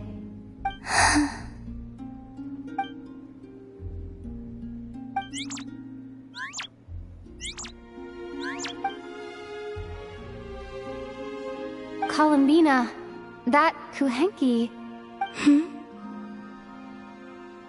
Oh, you're leaving?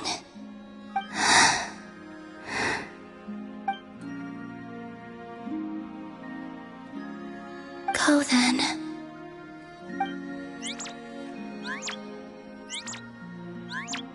Goodbye. Take care. The moon can be treacherous.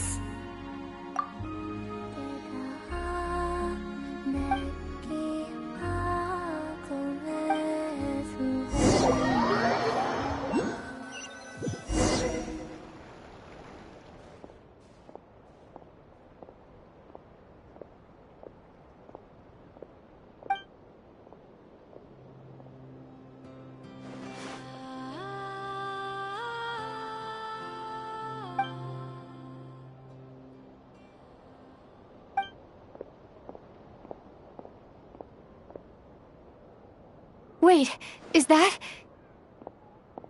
Ether?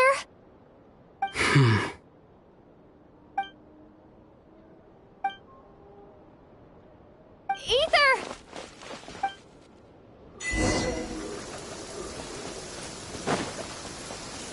Ether!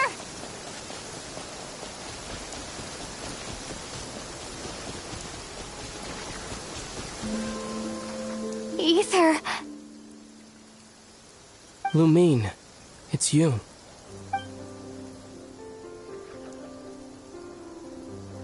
Why are you here on Hisi Island? If I told you I was here in search of the Frost Moon Scion's sacred relic, what would you think?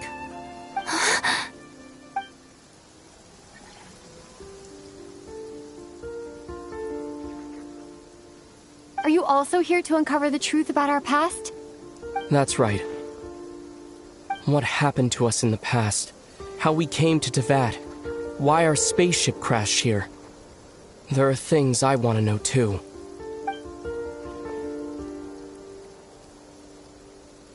But I'm not about to sit around waiting for another 2 months to find out.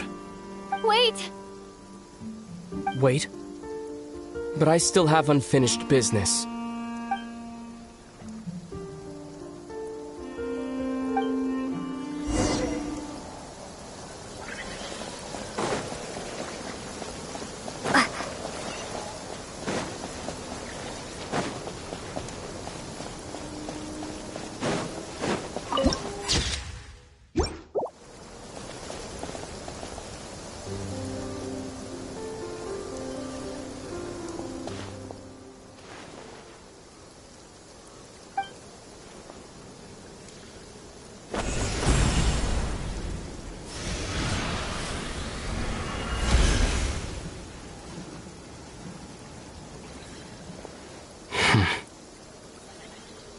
Hold on a second. What's wrong? That's the Frost Moon Scion's sacred relic. We can't just... Use it to get to the bottom of all this? We should at least get their permission. You barely even know her. Yet already you hold that moon chanter in such high trust.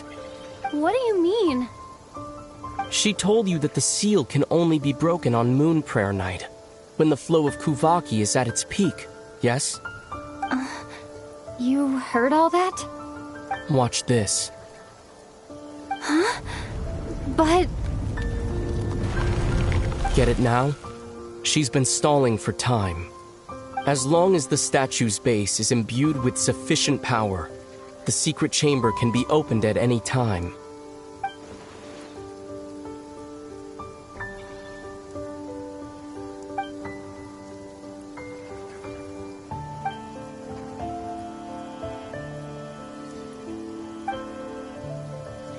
Is it such a sin when I don't put all my cards on the table for you, but not when someone else is doing it?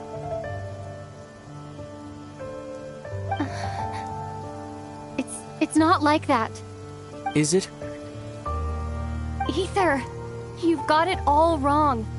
This whole time I've wanted to ask you, what happened to make you like this? I admit, I've been having trouble accepting it.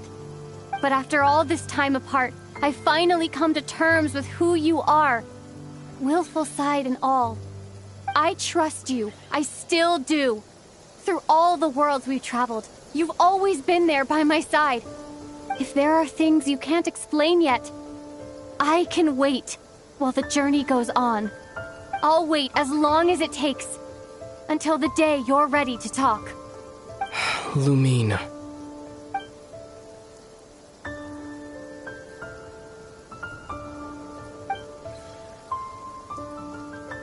I'm not looking to borrow the Moon Marrow simply because of our past. It holds answers about the very origins of Teyvat. I've always believed that if you want the truth, you have to see the whole story for yourself.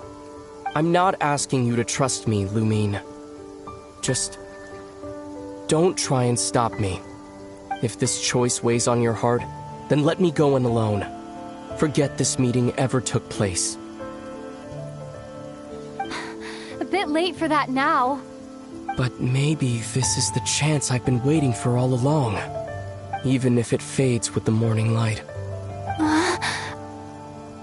I want to go with you. You sure? Yeah. Then let's go. Ether. It's been ages since we went on an adventure together. I can't wait. Really? You think I'd lie to my little sis?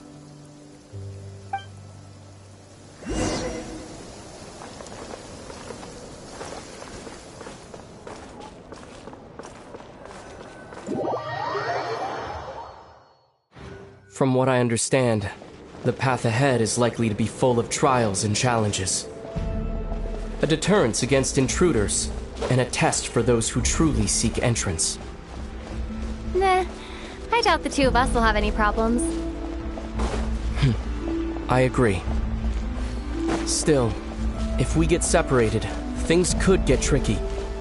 Best we move together and watch each other's backs. Even the sound of your footsteps takes me right back. As a warrior, as a traveler, as my little sister. Looks like this is the first trial.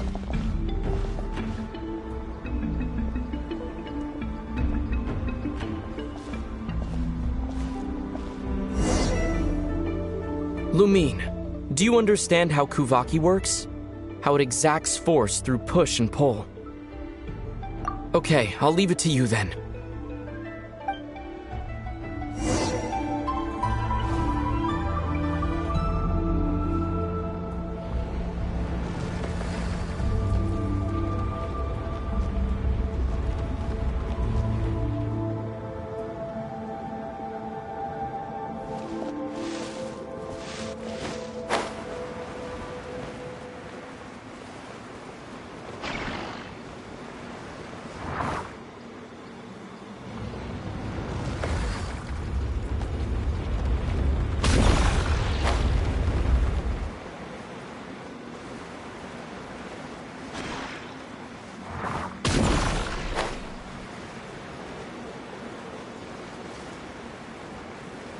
This should help Ether get across.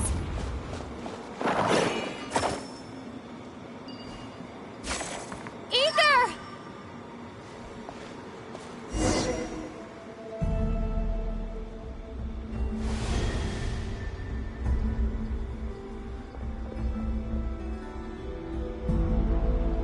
We make a pretty great team, huh? Just like the old days.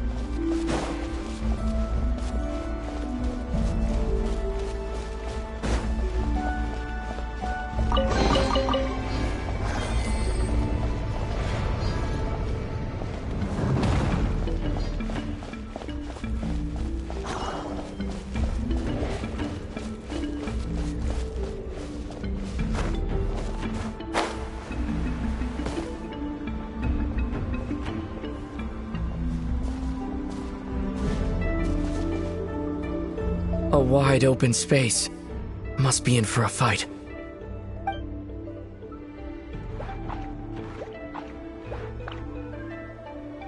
Was that it? What a letdown.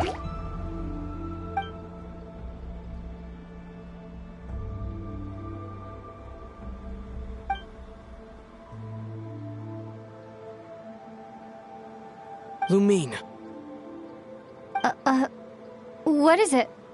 Why are you looking at me like that? Those enemies were weak, were they not? Maybe it's because the trial's only just begun. Actually, I've got an idea. Why don't we have ourselves a little friendly competition? Let's see if your journey has made you rusty. You're on.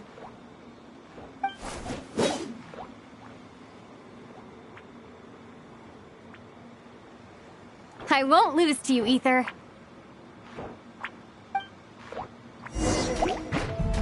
If memory serves, I used to come out on top more often than not. You sure you're alright? Seems your memory is slipping, Ether. Save it. We'll know who's stronger soon enough. Let's see what you've got.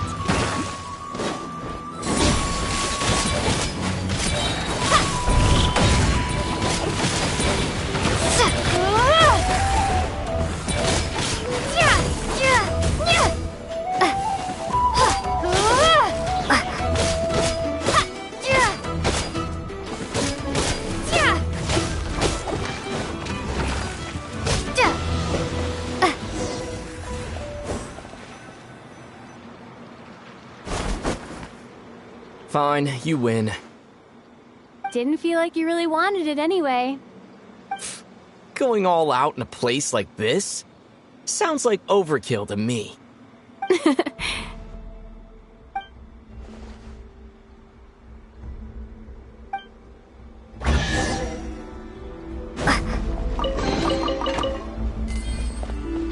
Let's keep moving.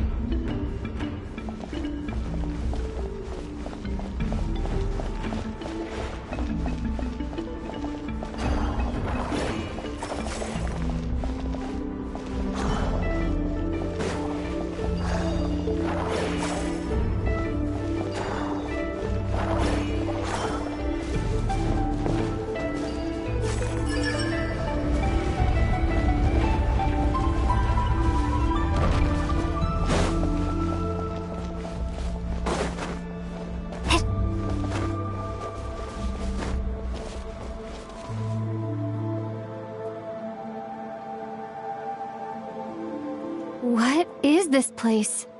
No sign of any monsters. Feels like a ritual site, but something's missing. It's ahead, inside that thing that looks like a mirror. I can feel it. But maybe it's sealed within? Can you open it using Kuvaki? Apparently not. Do you think it might have something to do with the Frost Moon Scion's bloodline? Ether? If this is about strength of blood, what could possibly stop us? Let me give it a try. Why don't you check around for other clues? Sure.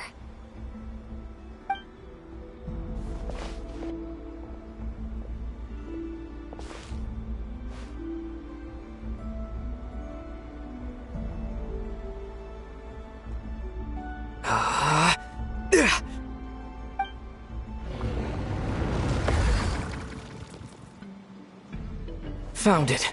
This should do the trick. Okay.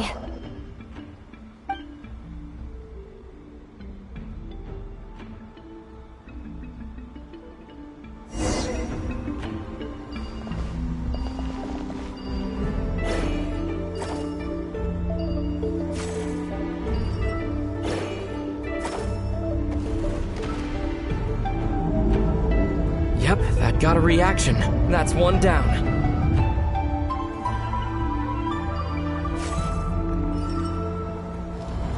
Nicely done.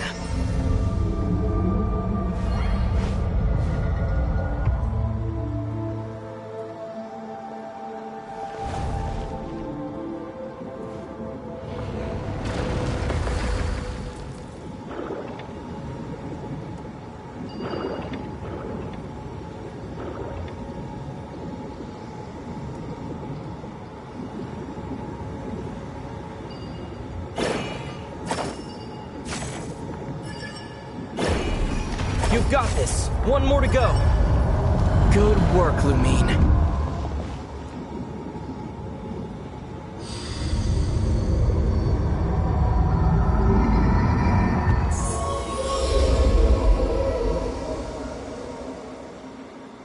The door's open. Come, we must be close.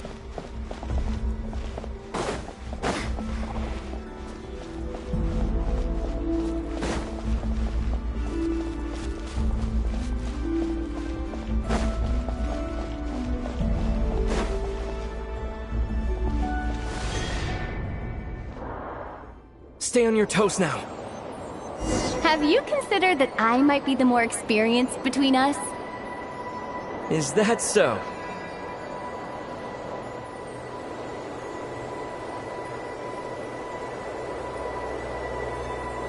So, will you be heading off again after we're done here? Maybe. Maybe not. Another cryptic response. Don't worry about things that haven't happened yet.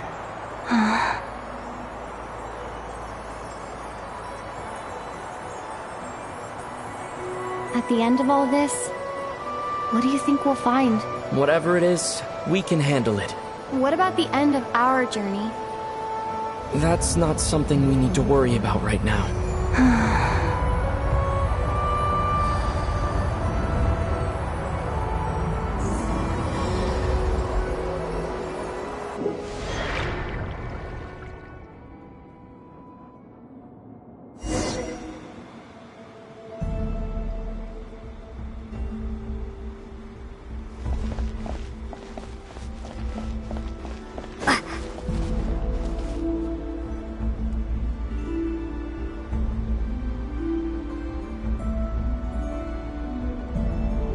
Looks like the final trial is just up ahead.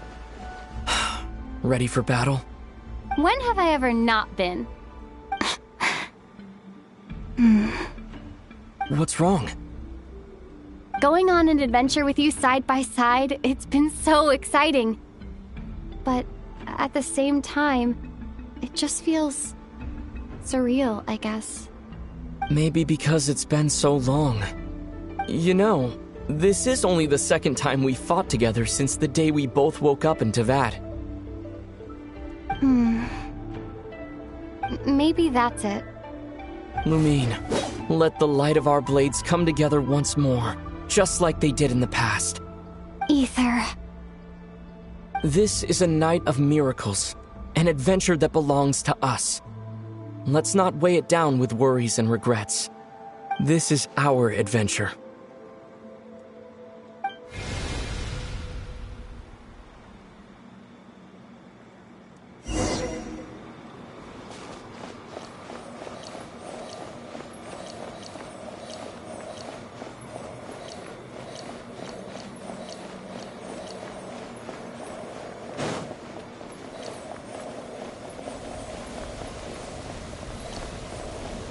Here goes nothing.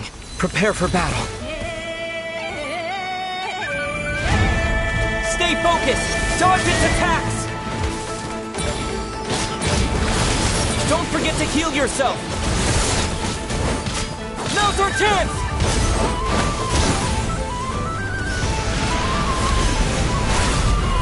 Watch out!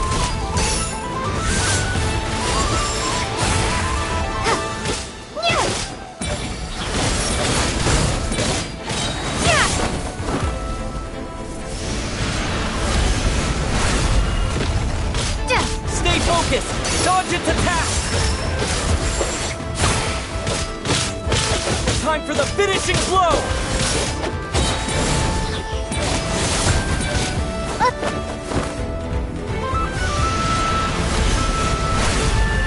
Watch out! It's over. Nicely done.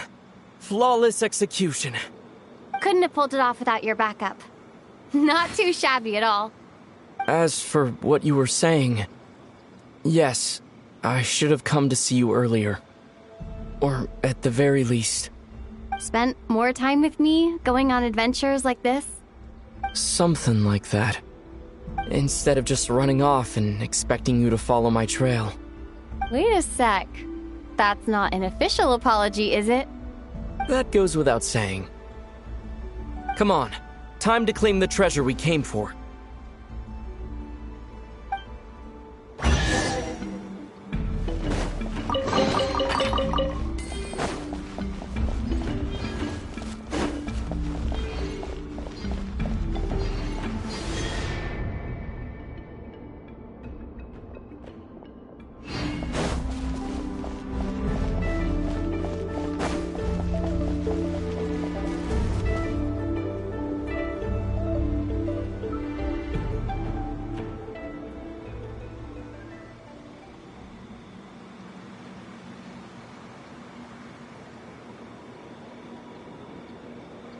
So this is the Moon Marrow, the treasure we've been after. All right. Go get it for me, Lumine. It belongs to me.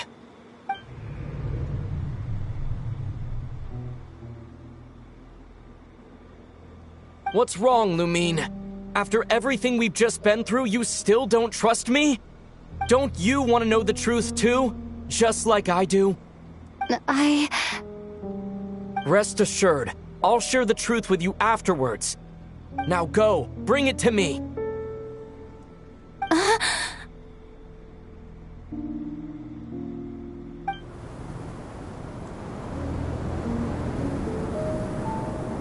What's going on? Where did this fog come from? Ether!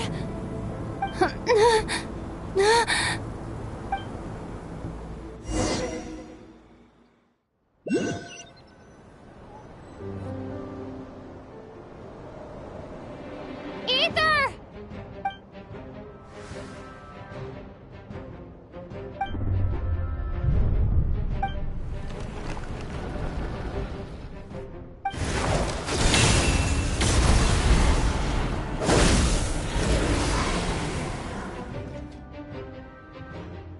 Ether!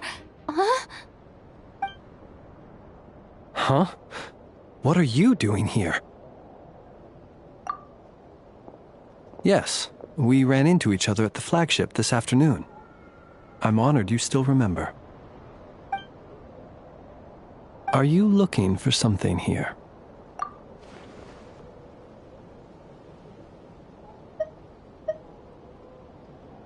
And you just happened to end up surrounded by the Wild Hunt. Sorry, I did not intend to come off as pointing fingers. Indeed, perhaps our courses of action do not differ so greatly. Not exactly. We Lightkeepers are accustomed to patrolling at night. A long-held tradition, you understand. I was just passing by when I noticed that the Wild Hunt had struck. So I simply did what I am duty-bound to do. As a matter of fact, I just saw someone leaving in quite the hurry. Was that your companion?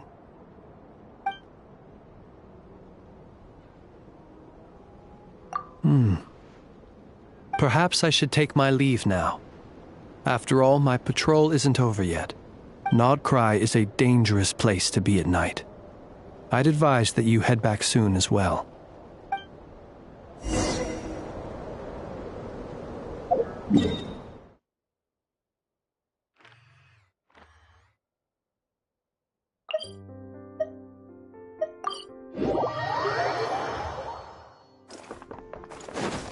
Time to go.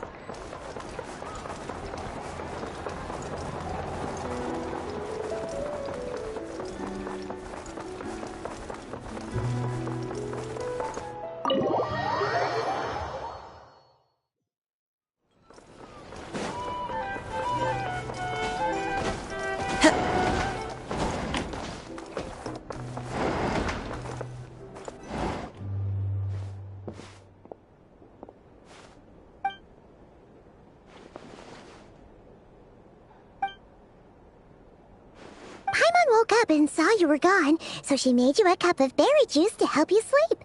Her own secret recipe. When you get back, drink it up and go get yourself some rest.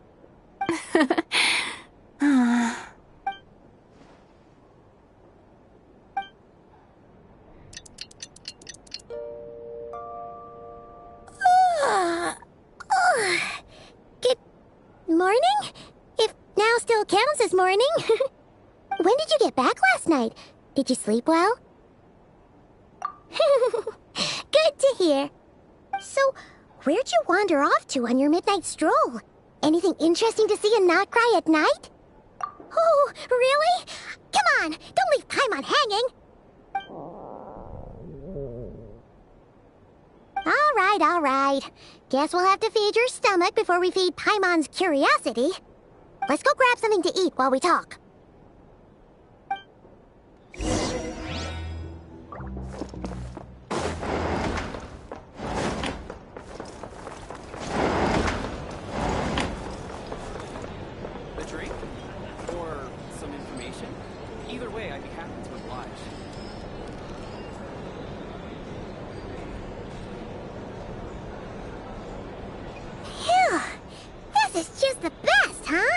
Free food, free lodgings.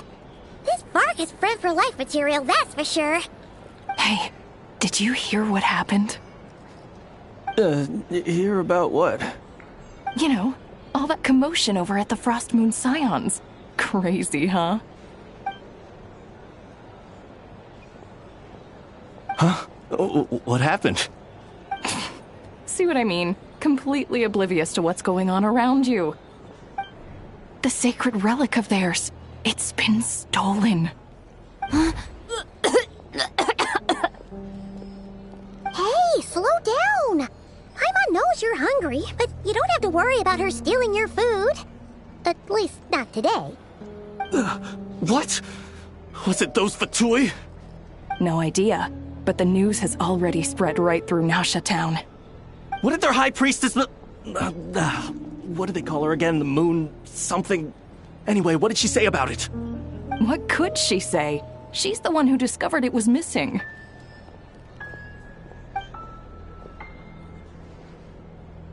She was in Nasha Town first thing this morning, hoping to launch a joint investigation with the Voynich Guild. Whoa! Did you hear that? Llama and the others, their sacred relic's been stolen! Who in Teyvat would even have the nerve? Paimon bets it was that bunch of good-for-nothing, rule-breaking, troublemaking Fatui!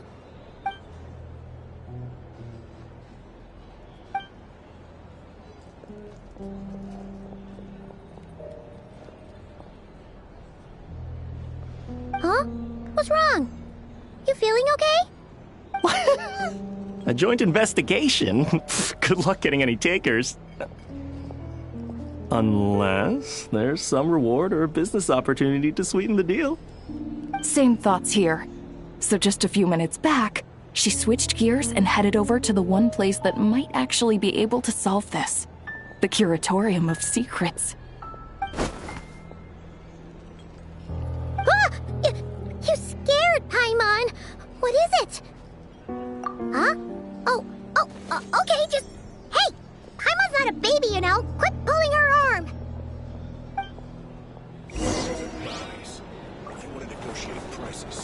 Here's the thing. Find a flea market. Can't be...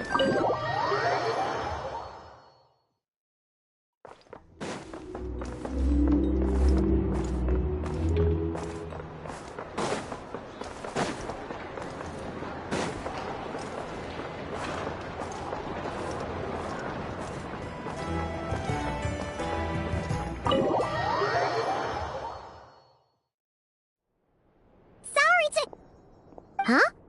There's no one here. But didn't they just say Lauma came this way a few minutes ago?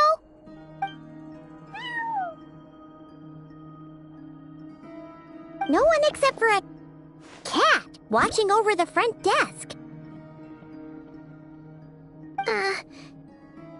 Excuse meow? Are we supposed to check in here?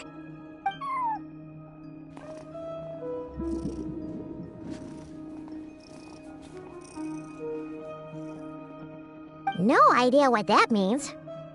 Is this Lauma's personal receptionist or something?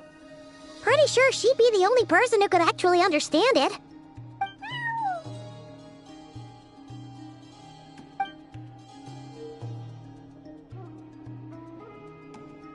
Huh? It's heading into that room! But why not? Like I told you already, that's just... Huh? Another client.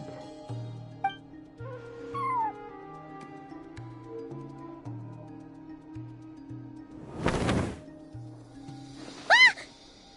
So, you were in this room the whole time? Something I can do for you? Traveler. Paimon. Oh, you're acquainted then? Yes, they visited Hisi Island yesterday. We had dinner together. Allow me to introduce you. Traveler, Paimon. This is Nefer, boss of the Curatorium of Secrets. Pleasure to meet you. They are travelers who arrived in Nodcry just yesterday. Greeted by the birds and beasts of this land, they are kind-hearted souls who walk in the moonlight's glow.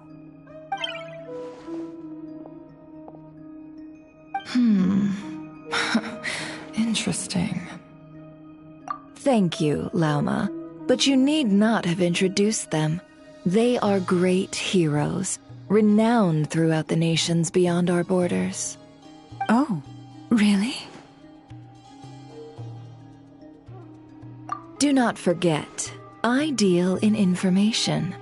Just because most people in Nodcry pay scant attention to foreign affairs, that does not mean the same goes for the Curatorium of Secrets. They're the heroes everyone was talking about before. The ones who saved Natlan during the Abyss crisis.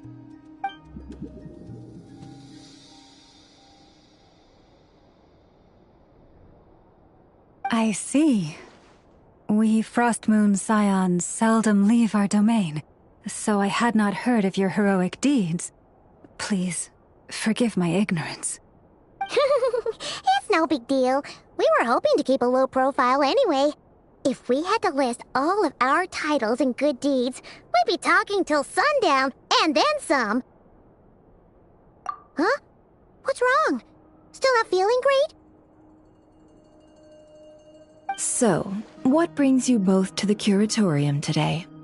Oh, so basically, we were just eating when we overheard people talking about how the Frostmoon Scion's relic had been stolen, and then she dragged Paimon over here. I see. Ah, I see. So you came over here because you were worried about Lauma. A combination truly befitting of great heroes. Strong at arms and pure of heart.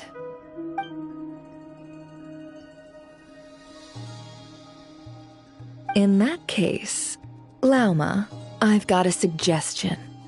Why not ask these battle-hardened heroes to take the commission for you? Honestly, it's a little beyond the means of such a modest establishment as ours. Your modest establishment? Unable to handle a commission? You just don't want to take it, do you? You're right. I do not. What kind of commission is this? Surely it's not to recover your stolen relic? Yes, that is it. Recovering the relic is both my duty as a moon chanter and a step toward fulfilling the promise I made the traveler, to help uncover the truth of the past. But Nefer has already declined our commission multiple times. And yet, just as it always has, the moon will continue to illuminate the sky above the curatorium. Come night or day, may the moon goddess keep you. Enough of that.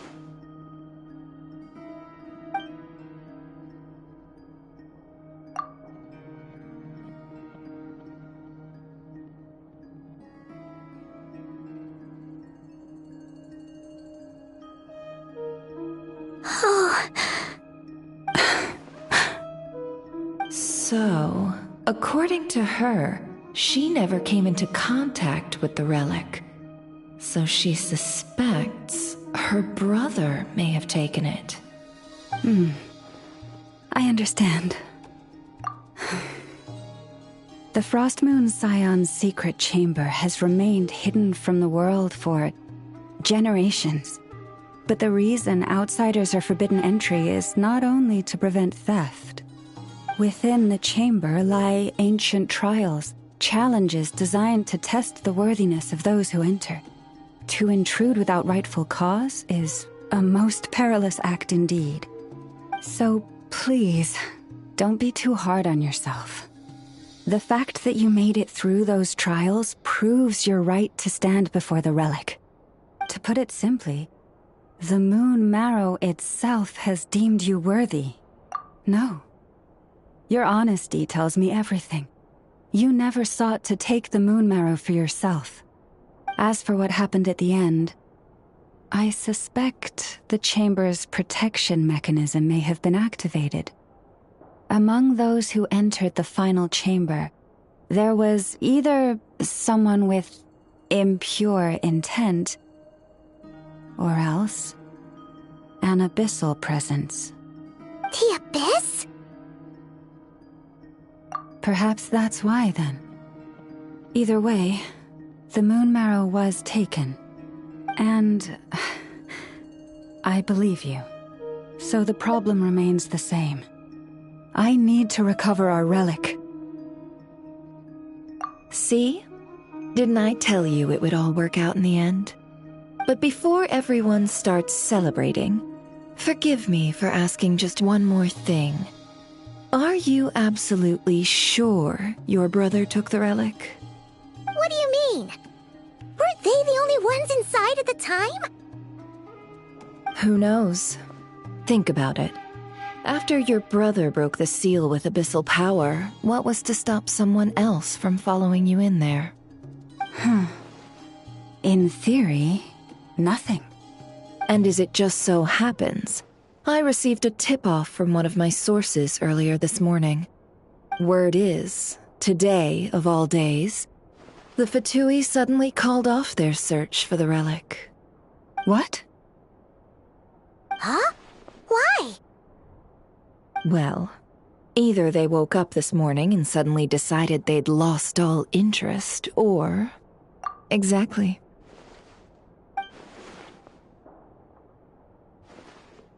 Are you wondering if your brother might be in cahoots with the Fatui?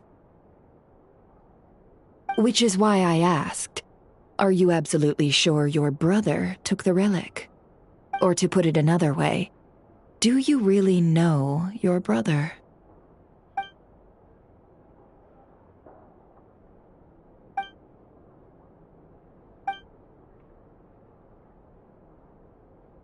In other words, it's highly likely that the Fatui already have the moon marrow. So, basically, all we need to do is find our way into that Fatui research facility, and we should be able to get to the bottom of this, right? Congratulations, you've found your answer. Looks like the curatorium won't need to lift a finger this time. Well, Lauma, there we are. On behalf of our long-standing cooperation and the great hero by your side, I'll waive your consultation fee. But just this once. You're really not planning on helping us? I think I've helped more than enough already. If we're to stand any chance of infiltrating that facility, we'll need the help of a specialist. Just so you don't get the wrong idea, let me make myself crystal clear. The Curatorium of Secrets has always striven to abide by a policy of strict neutrality. We do not take sides with any faction in Nodcry. I cannot help the leader of the Frostmoon Scions sneak into a Fatui facility. That would make me their enemy. When one of their harbingers asked me to help them infiltrate your territory, I gave them the same answer. No. All right. I understand. But I do have one final request. I promise it's my last. It had better be. No matter who it is, I want you to help us persuade the next person who walks through that door to join us. What is she up to? You're that desperate for help? What if it's a member of the Fatui? It doesn't matter. You're welcome to tell them everything, even about our plans to infiltrate the Experimental Design Bureau. All I'm asking is for you to say one thing, just one thing to help persuade them. If you do that, I promise I won't ask you for anything else. Made up your mind? Fine. Fine, I'll play along with your little game. Besides, as long as I'm not personally involved, no one can accuse us of taking sides. Boss, I'm back!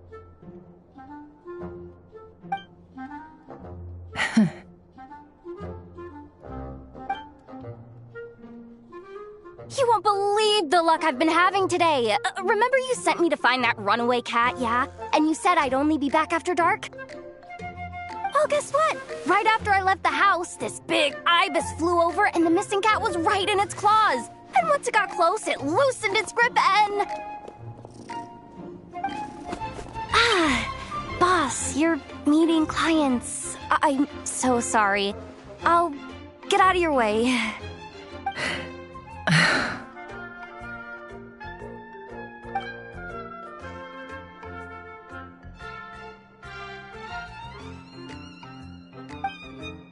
Yehoda, dear, come here. Huh? Me? Is something the matter? Oh, hi there.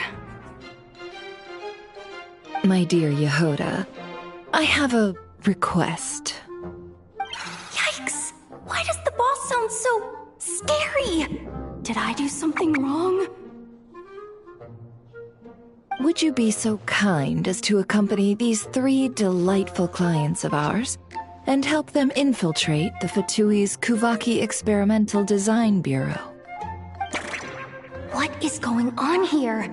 Boss usually just says things like, hey, go do this, or you, go take care of that. Why is she being so scarily polite? And wait a sec. The Fatui's research facility? That's basically a death sentence. Made your mind up yet, my dear?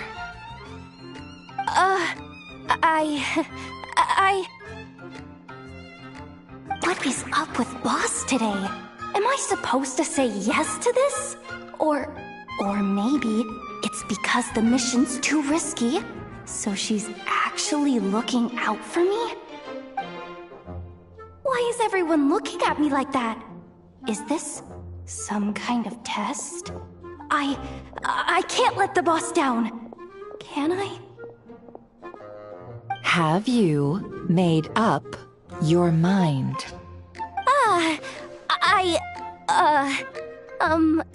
That's... Sure, why not? Really? You really don't mind helping us? Huh? Oh, yes. I mean, no. Of course, I guess I do? Oh, thanks so much! We owe you big time! On behalf of the Frost Moon Scions, too, thank you, Yehoda, for your help. What the? Seriously, what just happened? Why does the boss look so fed up? Oh no, was I supposed to turn them down? All that mentoring, time spent teaching her how to deal with different factions. In one ear and out the other. Never. You got what you wanted. You promised that was it. I know this goes against your principles. I won't forget the favor. Trying to get me to change my mind now? Of course not. I just wanted to say thank you. So, thank you. Oh. Yehoda, we'll leave the planning to you. Let's discuss the details elsewhere. Huh? Oh, okay. Oh, what have I gotten myself into? Oh, by the way, Yehoda, before you go... What is it, boss? You're fired. Huh? Effective immediately. As in, this exact moment. The curatorium will take you back, of course, but only once you've completed this commission for our 3 clients. What? Is there some issue? Well, here's the upside. Without me taking a cut from your commission, you'll earn more. Seriously? Can someone explain what's going on here?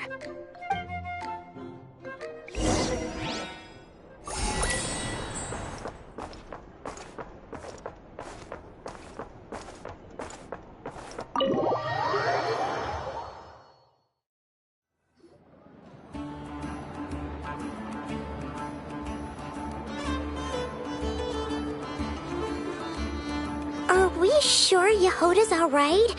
She looked totally crushed just now. She'll be fine. She's just in shock. But one thing's for sure. The curatorium's professional standards are beyond question. The fact that she only requested 1 day to prepare says it all. As an apology, I'll ask my animal friends to help her out more often in the future. Also, thank you for being honest with me. It means a lot. Was it really, though? As far as I see it, trusting your family is never wrong. In this case, let's call it a misjudgment. But the truth is, we all make mistakes every now and then. What matters is how we deal with the consequences. So, in return for your sincerity, there's something I'd like to share with the 2 of you as well. Oh? What is it? Perhaps it is something best said under the moon's gentle light. Would the 2 of you meet me on Hisi Island tonight? Oh, it does sound important. You're right, there's too many people here. Somewhere quieter makes a lot more sense. Thank you both for understanding. Then let us meet beneath the moonlight.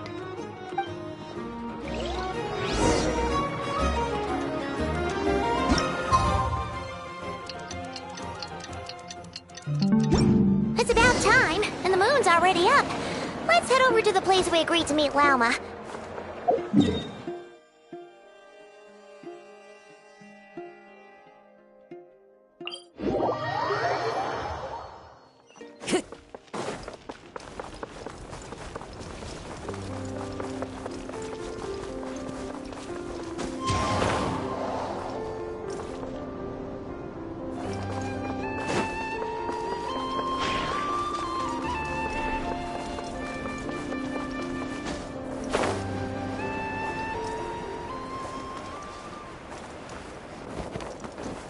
Follow the wind.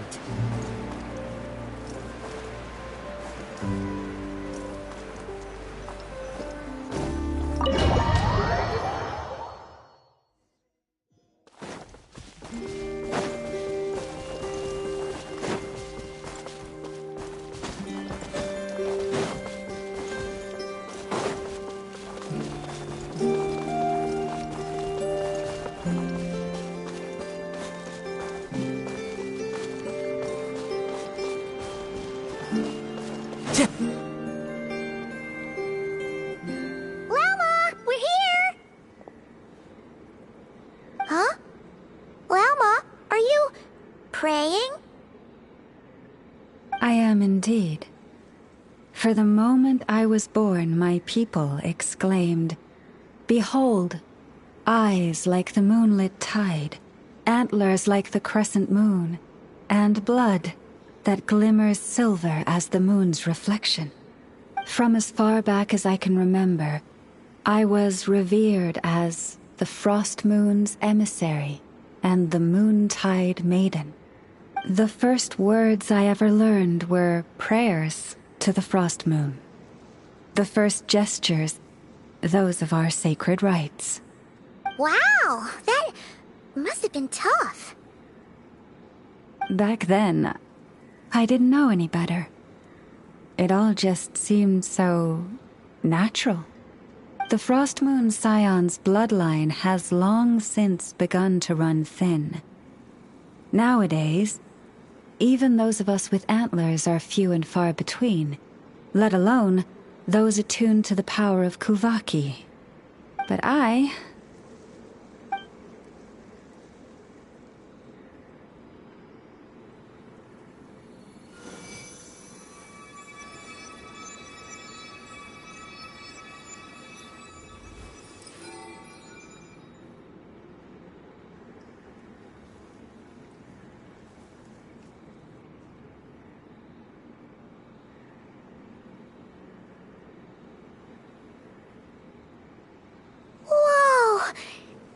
Antlers are so pretty.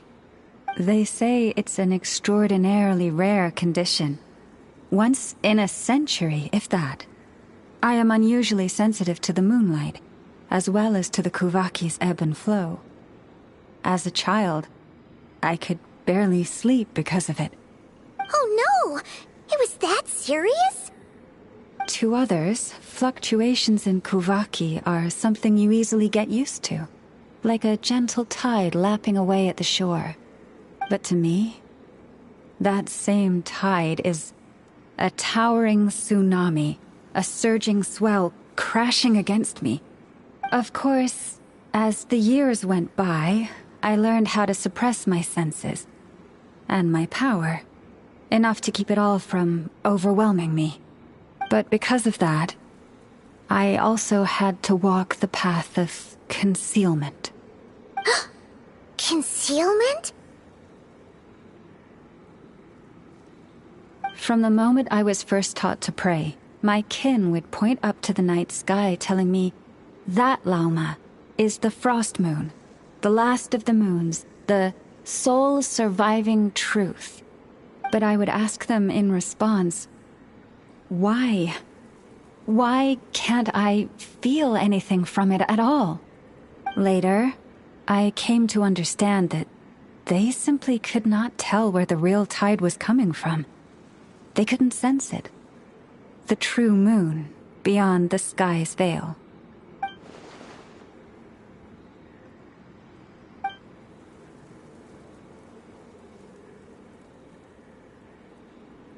The moon is false. I reached that conclusion long ago. But there was no one I could tell. Not a single soul. At least, not until now. Am I the one who's wrong? Is it the moon that is false, or my own senses? I asked myself such questions time and time again.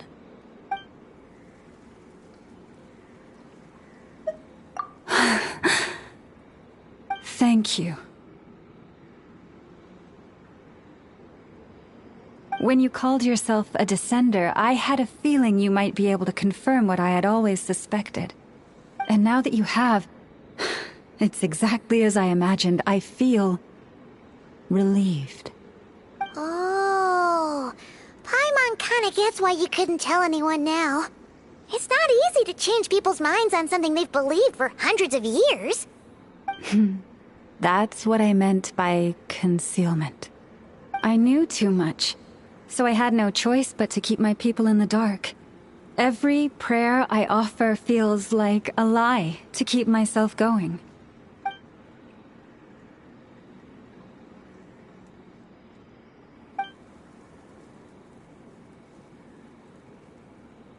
You've already met our Kutar, haven't you?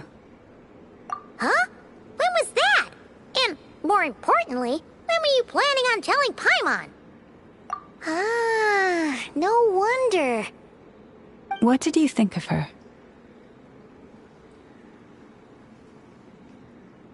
What exactly do you mean by up in the clouds? I understand what you mean. She is quite indifferent to the world outside herself. But I find it hard to hold that against her. Yes, it was shortly after the fall of the ancient moon's remnants. I asked her what the Frost Moon Scions meant to her, and why she left in the first place. Yeah? So, why did she? Perhaps it's better if you ask her yourselves. Things tend to get lost in translation when you speak on someone's behalf. What I can say for certain is this. Even when I had no one to confide in, I still had a family. I still had the Frost Moon Scions. But that girl, born beneath the moonlight, perhaps she's never felt she had either. The truth is, though, she might have had it all, if only the Frost Moon Scions hadn't let her down.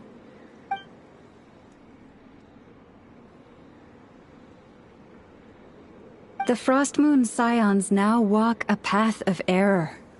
They offer their prayers to a false moon, and to a goddess who can no longer answer them. I want to change all that. But with the Fatui closing in on us day by day, the Frost Moon Scions must stand united, now more than ever. I just need to wait for the right moment. Lady Lauma! Lady Lauma! Cappy? Has Karina's condition deteriorated again? Traveler, Paimon, we'll have to continue this conversation later. We'll come too!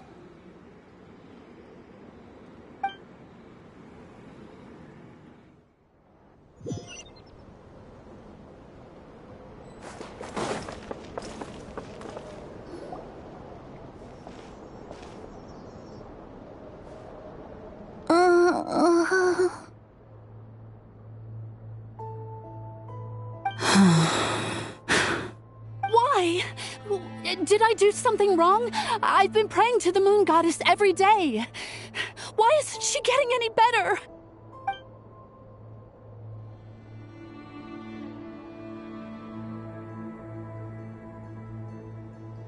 Cappy, I need you to wait outside. I'm about to start her treatment.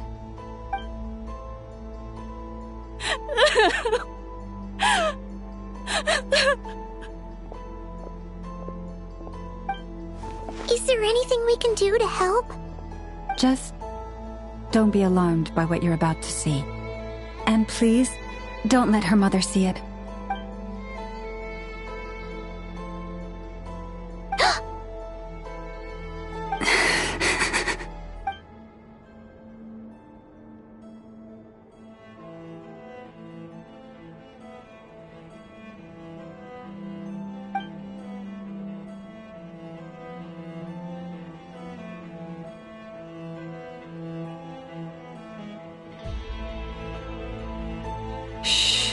Please, help me keep this a secret.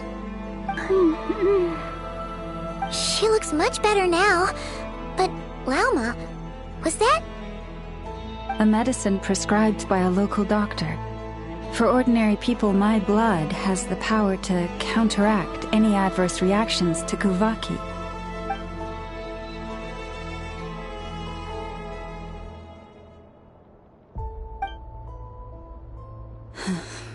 So, now you know another of my little secrets. I had hoped to guide the Scions out of error before Karina's illness reached this stage, but clearly, I was too late.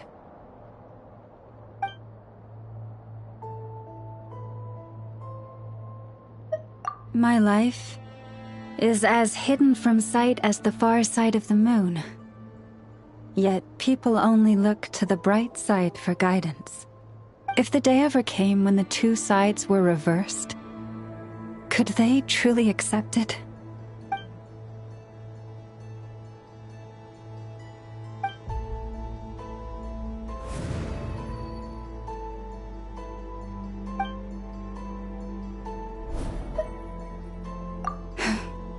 Hearing you say that puts my heart at ease. Mm-hmm. And if there's anything we can do to help the Frost Moon Scions, just let us know. Our priority right now is reclaiming our relic from the Fatui. But I now understand that the day I will tell everyone the truth is no longer far off.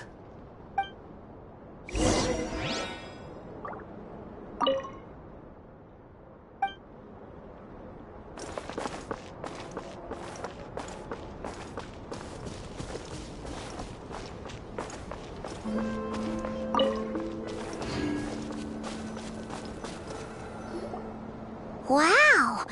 Paimon would never have guessed Lauma had all that bottled up inside. Hey! Watch your step! Ah! What's wrong? Oh, you scared Paimon. You scared me there too. Almost stepped right into one of my traps. A trap? Why would you leave a trap somewhere like this? Well, it's not like this is a main path. And besides, we Frost Moon Scions would recognize it instantly.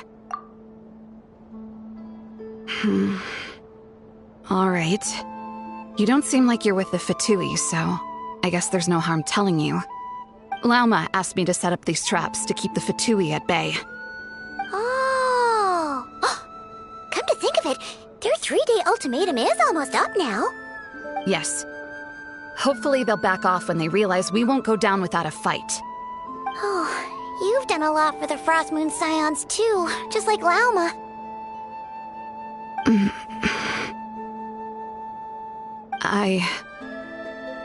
Philomena? It's nothing. I was just wondering if any of this is really worth it. What do you mean?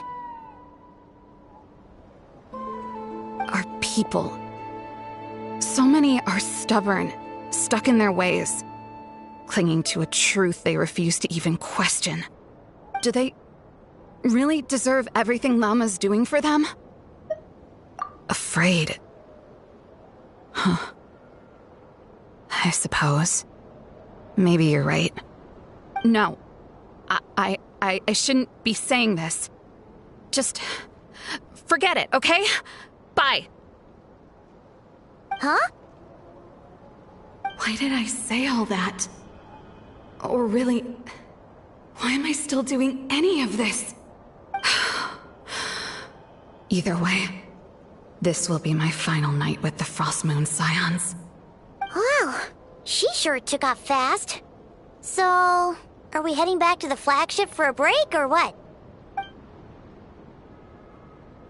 Wait, you're not thinking of visiting that damselette up in Cloud Cuckoo Land, are you? Huh, given who she is, pushing her won't get us anywhere.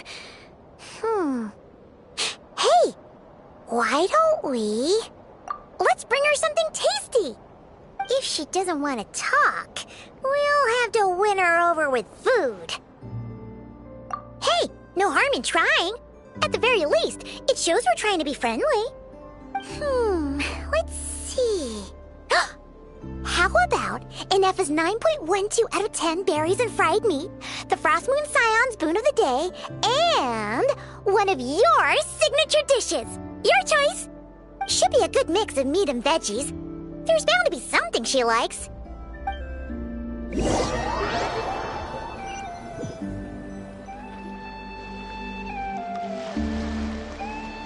Alright, food's packed and ready. This is the place, right? Why does it feel like we're going to visit a patient? Oh, no. Take this seriously, Paimon.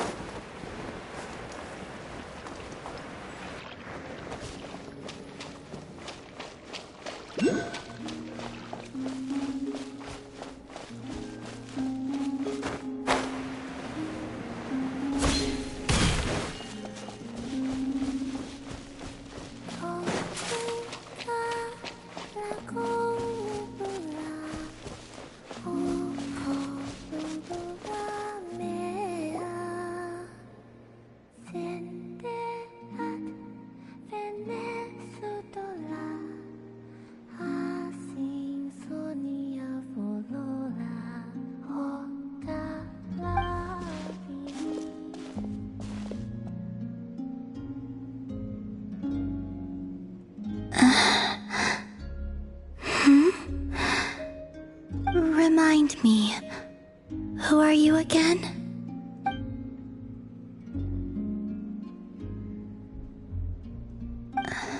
A different one floats by your side today. A different one? What's that even supposed to mean? Ugh, there goes Paimon's perfect conversation starter. Hi there. Paimon is Paimon, and this is the Traveler.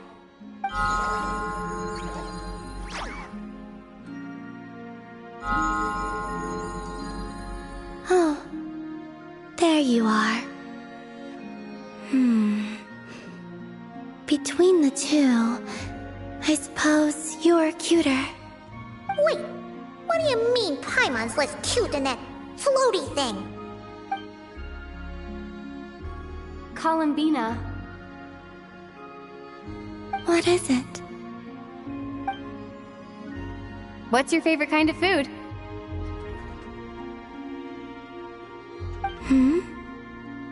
Is this a treat? Or an offering? Let's go with treat. Anyway, this is all the Traveler's cooking, so please, help yourself.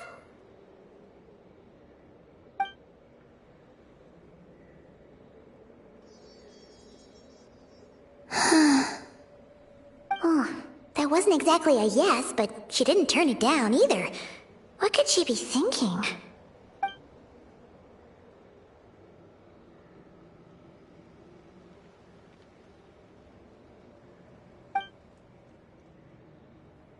So, what do you want to ask?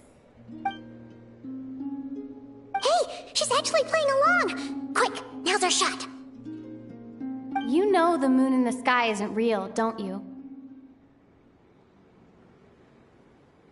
I know there is only one moon in the sky.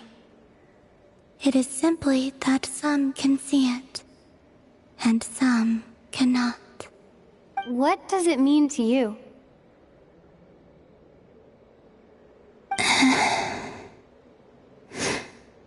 The missing prologue. What?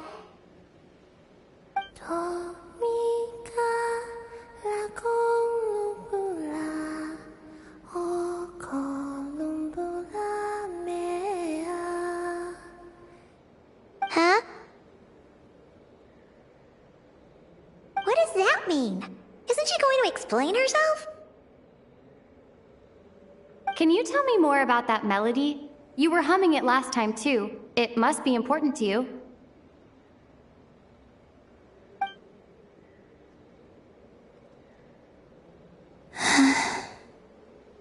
It is all I remember from the moment of my birth. A melody. A few lines of lyrics. Like a lullaby from a foggy dream. Oh, so who was singing it? I do not know. I have nothing else. Just that song. Huh? And the Frost Moon Scions who found me. They had nothing either, but hope. Before I even knew what was happening, they were already calling me their goddess. And I had no reason to decline. Like two lost infants unknowingly exchanged, I adopted their faith. And in return, they adopted me.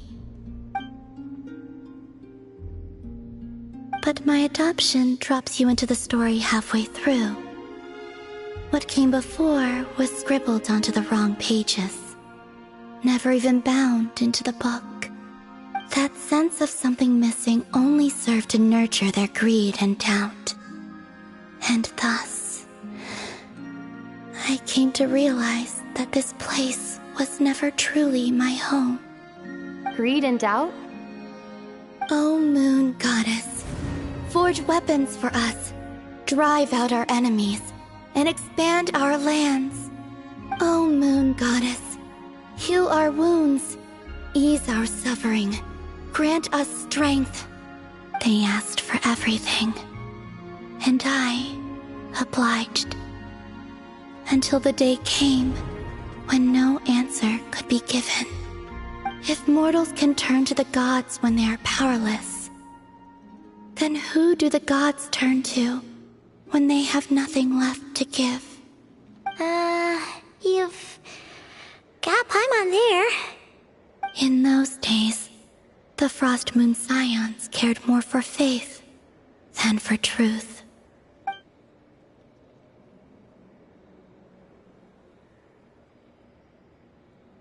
Reality rewrote the sky in words I could not understand. I did not want to read a tampered version, so I simply stopped looking. The real beginning of my story lies up there, on the moon, forever beyond my reach. Like a message carved for blind hands, sealed away where no fingers can find it. Huh. So that's how it is.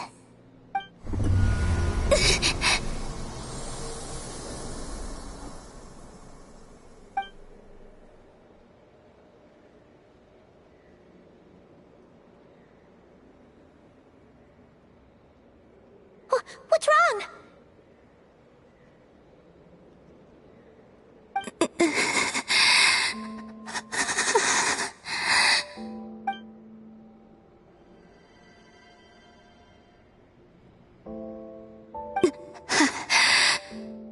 You should go. What, now? But you really don't look well. Did something just happen? Is there anything we can do to help? No. Aside from answers, I have nothing else to give you in return. This is the price of running away from home a second time. Running away from home?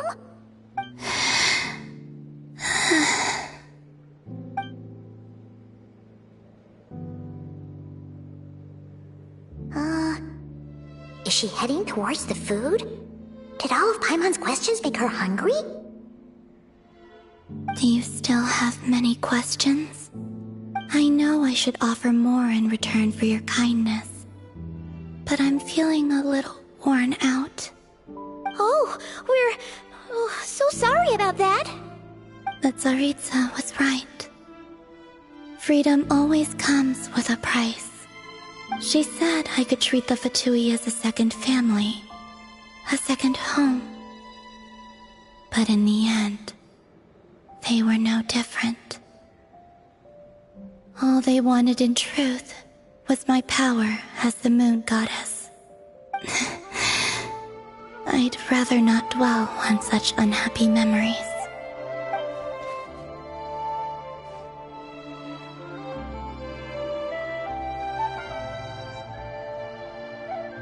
I have fulfilled my promise to the Tsaritsa, though it has used up much of my power. So you see, this has nothing to do with betrayal. So, you're just staying here for now, resting and recovering your strength? Yes. What about these flowers?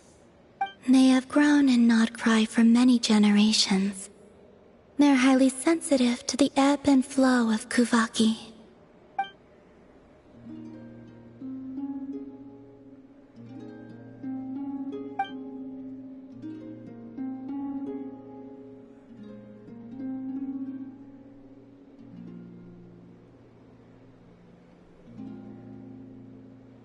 At times, I thought about using that relic the Frost Moon Scions had hidden away. I could sense the power within it. But going out is such a hassle. People might see me, and I promised Lauma I wouldn't show myself to anyone. Besides, I know it's gone now anyway. Really? Lauma asked you to stay in hiding? Uh-oh, she's looking back at the food again. But Paimon's still got some little crumb cupcakes here. You could have these for dessert if you wanted. Lauma said she wishes to change the Frost Moon Scions, which is why she asked me to stay out of sight. I I don't really understand what she meant. And to be honest, it's not something that concerns me. But I wasn't planning to see anyone anyway. If they found their way here themselves, that's hardly my fault.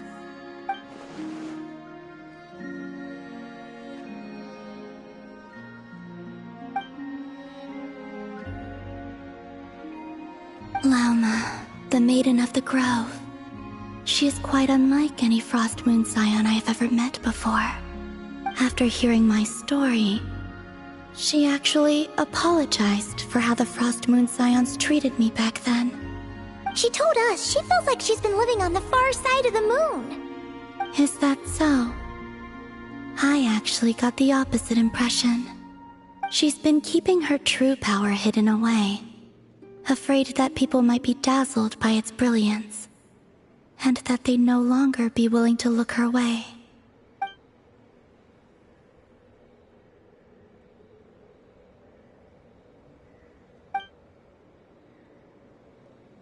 So, what do you wish for now?